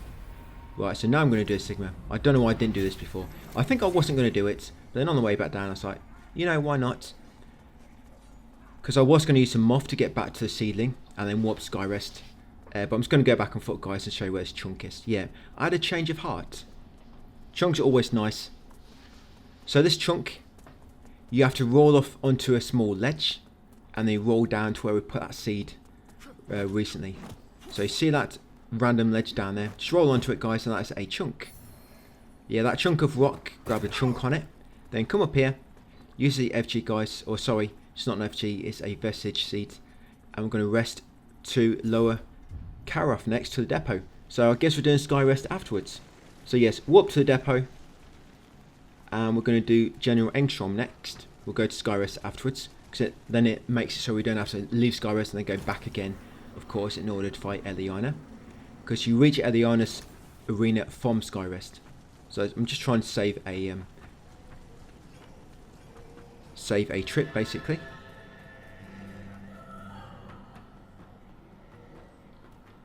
So once at the depot, you're going to backtrack into Fitzroy's Gorge. So this is where I fought the Light Reaper earlier, if you remember. That big tree, got to go back up to it again, and now you've got to use the Crimson Ritual Fervor. And with that, providing you've done all 5 Blazing Hands, it'll trigger the boss. Now the boss does give you a reward afterwards. You have to use the laughter gesture in front of the tree and get his 2 hammers. But I don't have that gesture, so I'm not going to be getting it. I was going to show you how to get it, but you know, I'm just here to show you the trophies. I get it in the Platinum Guide, but yeah, I just wasn't too fussed about it in this, because I still prefer Pieter's swords. Right, so I come to Vestige, I'm going to upgrade my character. So I'm going to put everything into Radiance a bit more. Then the Vigor, I get from General Engstrom. I'm going to use them to buy more Mana Stones and more Brio Stones from Winterberry, ready for Eliana. Yeah, so just put it whatever you can. And then Umbral Vertebrae, put them in your quick slot, because we're going to be using them next. So make sure you've got Mana Stones, Umbral Vertebrae, guys, and your Brio Stones as well in your quick slot, and of course Sanguinarix as always. Then come along here, come to this tree, to make sure nothing's chasing you. So I'm going to interact, and then I'm going to use the Crimson Ritual Fervor gesture. Use that one there. That's it. It's going to make an arena, and the tree will light on fire. So the boss is going to drop down near the tree. That's why I rolled away, because if not, when he comes down, he'll kind of like damage you. And was a brief edit there, guys, because I died the first time. It happens, you know, I'm not perfect. So this is my second encounter with him. Like I said, I just died, and I've just skipped that first fight and showed back in on the second. So like I say, when he first drops down, make sure you're not standing near him, because he does like a small AoE when he drops, and it can damage you. So the way this boss works is he does a lot of fire damage. Eventually he'll start summoning like little clones or after images, which will dash towards you. And you've got to be very careful, so if you get caught in one of his attack chains, you can do a lot of damage. But a lot of his attacks can be quite easy to dodge through. And as you see me doing, he's very weak to Soul Flaying, and due to our build, our Soul Flay does 50% more damage. And with them Umbral Vertebrae, you can pretty much get 3 or 4 Soul Flay uses back. So what you want to do when you use your first 3 or first 2, then use a Umbral Vertebrae, and then over time that'll give you about 4 more back. And you probably going to need like 1. And just keep Soul Flaying him, guys. I mean, I don't have any left now, and I don't want to waste another Vertebrae in case I get killed. But I was quite confident, because I hadn't even gone to Umbral yet, and I know I've got 8 seconds as soon as I do, so I can get rid of him nice and easy. Or can I? Yes, so I've got him. General Engstrom. Now with this guy, you can try to quickly equip the moth ring, but I can never do it in time with this guy. It's just the time you get that finishing blow and the time he actually dies and gives you the vigor, that's not a very long time, so you don't really get a chance to quickly switch. Now once you do beat him, if you come to that burning tree and perform the laughter gesture, you'll get 2 weapons, but of course I don't. But that will pop the trophy as you just saw for defeating General Engstrom. Adyr's chosen. So once you beat him, come back to Skyrest and we're going to warp to Thief, because this is just a step we need to do for the Umbral ending now, and then we'll go to Skyrest. So once at Thief, we're going to climb the 2 ladders. We have to go over to the Iron Wayfarer, and we have to use the Withered rune on him in order to get Harkin's Umbral Power Sight, which is something you need to reach Adyr. So yes, back up here, you know where we got the Wintry Ordnance, or where the first Blazing Hand was for General Engstrom quest. We need to go back there, and he's going to be overlooking the cliffside.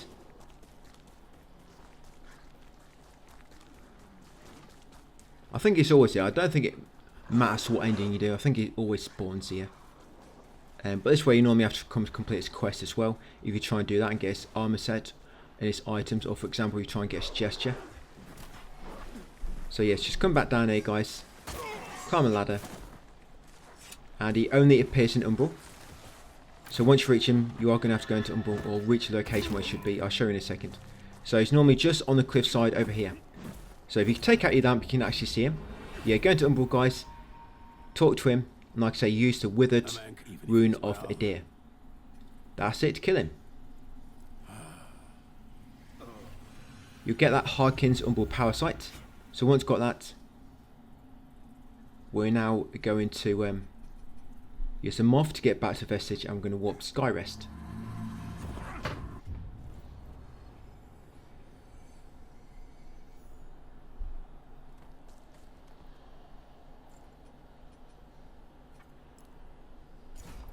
So once at Skyrest, we're going to go to Winterbury. All our vigor we just got from defeating General Engstrom, I'm going to spend all this. So I'm going to buy every Briarstone trio, because she's only got 10. I'm going to buy every large Mana Stone, because she's only got 10. I'm going to buy 3 moths, then we're going to buy 20 normal Mana Stones, and 10 Briarstone pairs. I mean, you can buy more if you want to, but that's all I'm going to get. Hello, Byron. He asked if I asked him. Monstead's not. I can't. Byron says. Hello. Bye-bye. Now, she does sell more stuff. If you come and exhaust Byron's dialogue, yes, she will sell a few more items. Like I'm doing here. I actually want to see if she's going to sell any large Mana Stones, but she doesn't. Sorry, large shards, but she doesn't. Hello. I've got a shop. I couldn't remember exactly what she sells. So yes, going to buy the 10 trio Brio Stones. We're going to buy the 10 large Mana Stones. We're going to buy 3 moths. And we're going to spend the rest on just normal Mana Stones and normal Brio Stones. I'm going to go for 20 Mana Stones and 10 Brio Stone pairs. That's it. I mean, technically I don't really need all that. I mean, I don't really use much on the boss at the Adyr. But it can be a long fight because you don't do much damage to her. Right, so once you've done so, come back up to the Vestige. We're going to rest. Oh, sorry, first we're going to go to Mohu. So a bit later, Mohu is going to disappear from the game, guys. So if there's anything you want to buy, you want to do it now before we defeat the boss. Yeah, so anything you want to buy from Mohu or any remembrances you want to give, do it now or after beating the boss, because you'll know when the step comes up. But when the step comes up where you have to use the other parasites on the other pillar, then yes, Mohu will despawn. So we interacted with that open pillar in the front left of Mohu. We handed over Harkin's Umbral Power Sight. Then once you've done that, we're going to come back to Vestige, we're going to rest, we're going to talk to Pieta, and we're going to soulflay her. So yeah, so Mohu, we handed over Harkin's Umbral Power Sight. Right, and here we are. So I'm going to let the boss kill me. The reason being is because then we can use it beacon. Now normally you can only use Cookagin for this fight, but I've not been following a quest line, of course. But if you die, you can summon the hallowed sentinel dog, so that's what I'm going to do. Just make it a bit easier, guys. You know, I've got somebody else to bait the boss when I'm attacking her. Yes, that death was intentional, I assure you.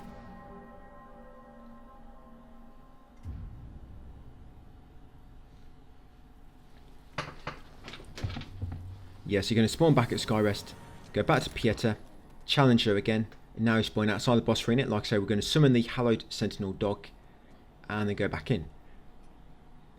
Yeah, Lords of the Fallen, the last part of the name probably fits me better, you know, Fallen, as opposed to Lord, I think. Right, so I'm going to get my buffs ready, and then take a trip inside.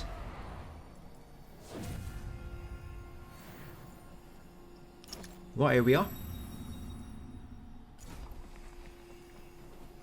So I've got all our buffs ready. Yeah, so just watch your HP, guys. She can get rid of you pretty quick. And when she starts summoning reflections, yeah, sometimes she will grab you and try and hug you. Just try and embrace a hug, guys. That's it. I'm going to heal up quickly. So when she casts reflections, get rid of reflections as soon as you can. The thing I hate about when the reflections show up is they just dance around. And I was quite lucky here, because that attack goes on for ages. But she's actually attacking the dog, so it's allowing me to hit her from behind. So here comes reflections. Like I say, crack straight on with the reflection. That's it. Reflection's quite weak. And once you beat the reflection, get as close to Eliana as soon as you can, because she gets knocked down and you do a grievous strike. That's it, like so. Then just start slapping her again with your yellow stick.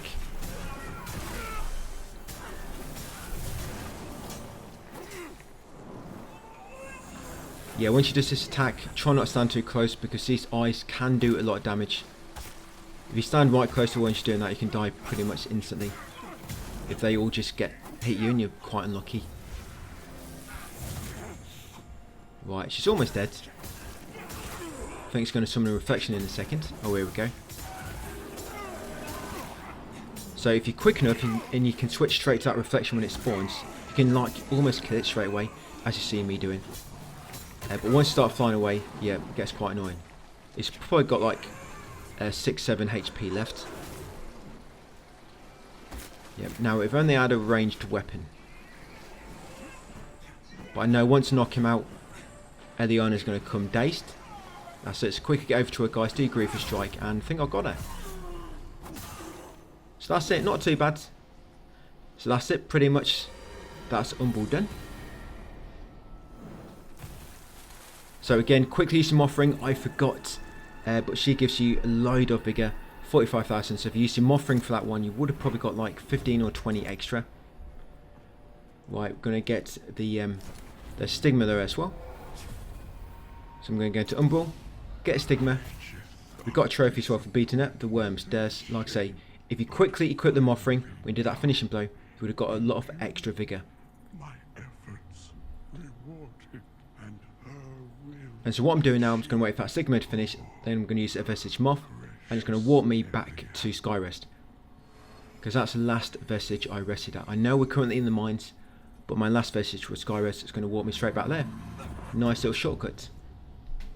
Once back at Skyrest, now Mohu is going to leave for good after these next steps, so do not do this after you're ready to move on. I don't know what's happened, I think that's too quick. Game hasn't loaded in yet. Yeah, this game's got so many bugs. Sorry, not Light Reaper, it's Eliana's Umbral power site. So, we're going to talk to Mohu, we're going to go into Umbral, and this open pillar, interact with it, guys, and use Eliana's Umbral power site. Like I say, do not do this, and you've done everything you need to with Mohu, she's going to move on. Then talk with Mohu, and choose to enter Mother's Law. That's it. Now once you're here, all you need to do is use all the lifts, guys. It's going to take you across to the other side, and that's going to trigger the ending. Now what if you do, I didn't want to risk it, but this used to always crash the game. Basically, if you look up at all the eyes above you, it glitches the game, or makes it crash. I think it just, there's too much going on in terms of frame rate and things, you know, too many things on screen, and yeah, it used to crash the game. Maybe not now. Give it a go if you want. Yeah, just look up at all the eyes, keep them on screen for a while, see if it crashes the game. It used to, don't want to risk it now. yeah, once you get to the end, guys, so that's it. Conqueror of Hardships. Reach an ending on veteran mode, and that's it 100%. So you'll get this new armor set, which isn't very good, personally. It gives you 1 extra item discovery. And by the way, put that into comparison, I think you start off at 1, it gives you 1 extra. When you use a one of the claws, you know, consumable gives you 1 extra, one of the claws gives you 2 extra. So it probably gives you about 25% extra altogether, which isn't that great. I was hoping it's going to like double or triple, you know, make it worthwhile. But yeah, that's it, guys, veteran mode. Like I say, I'm going to do a few other guides. But thank you for watching, have a nice Christmas, guys, and I'll see you on the next guide.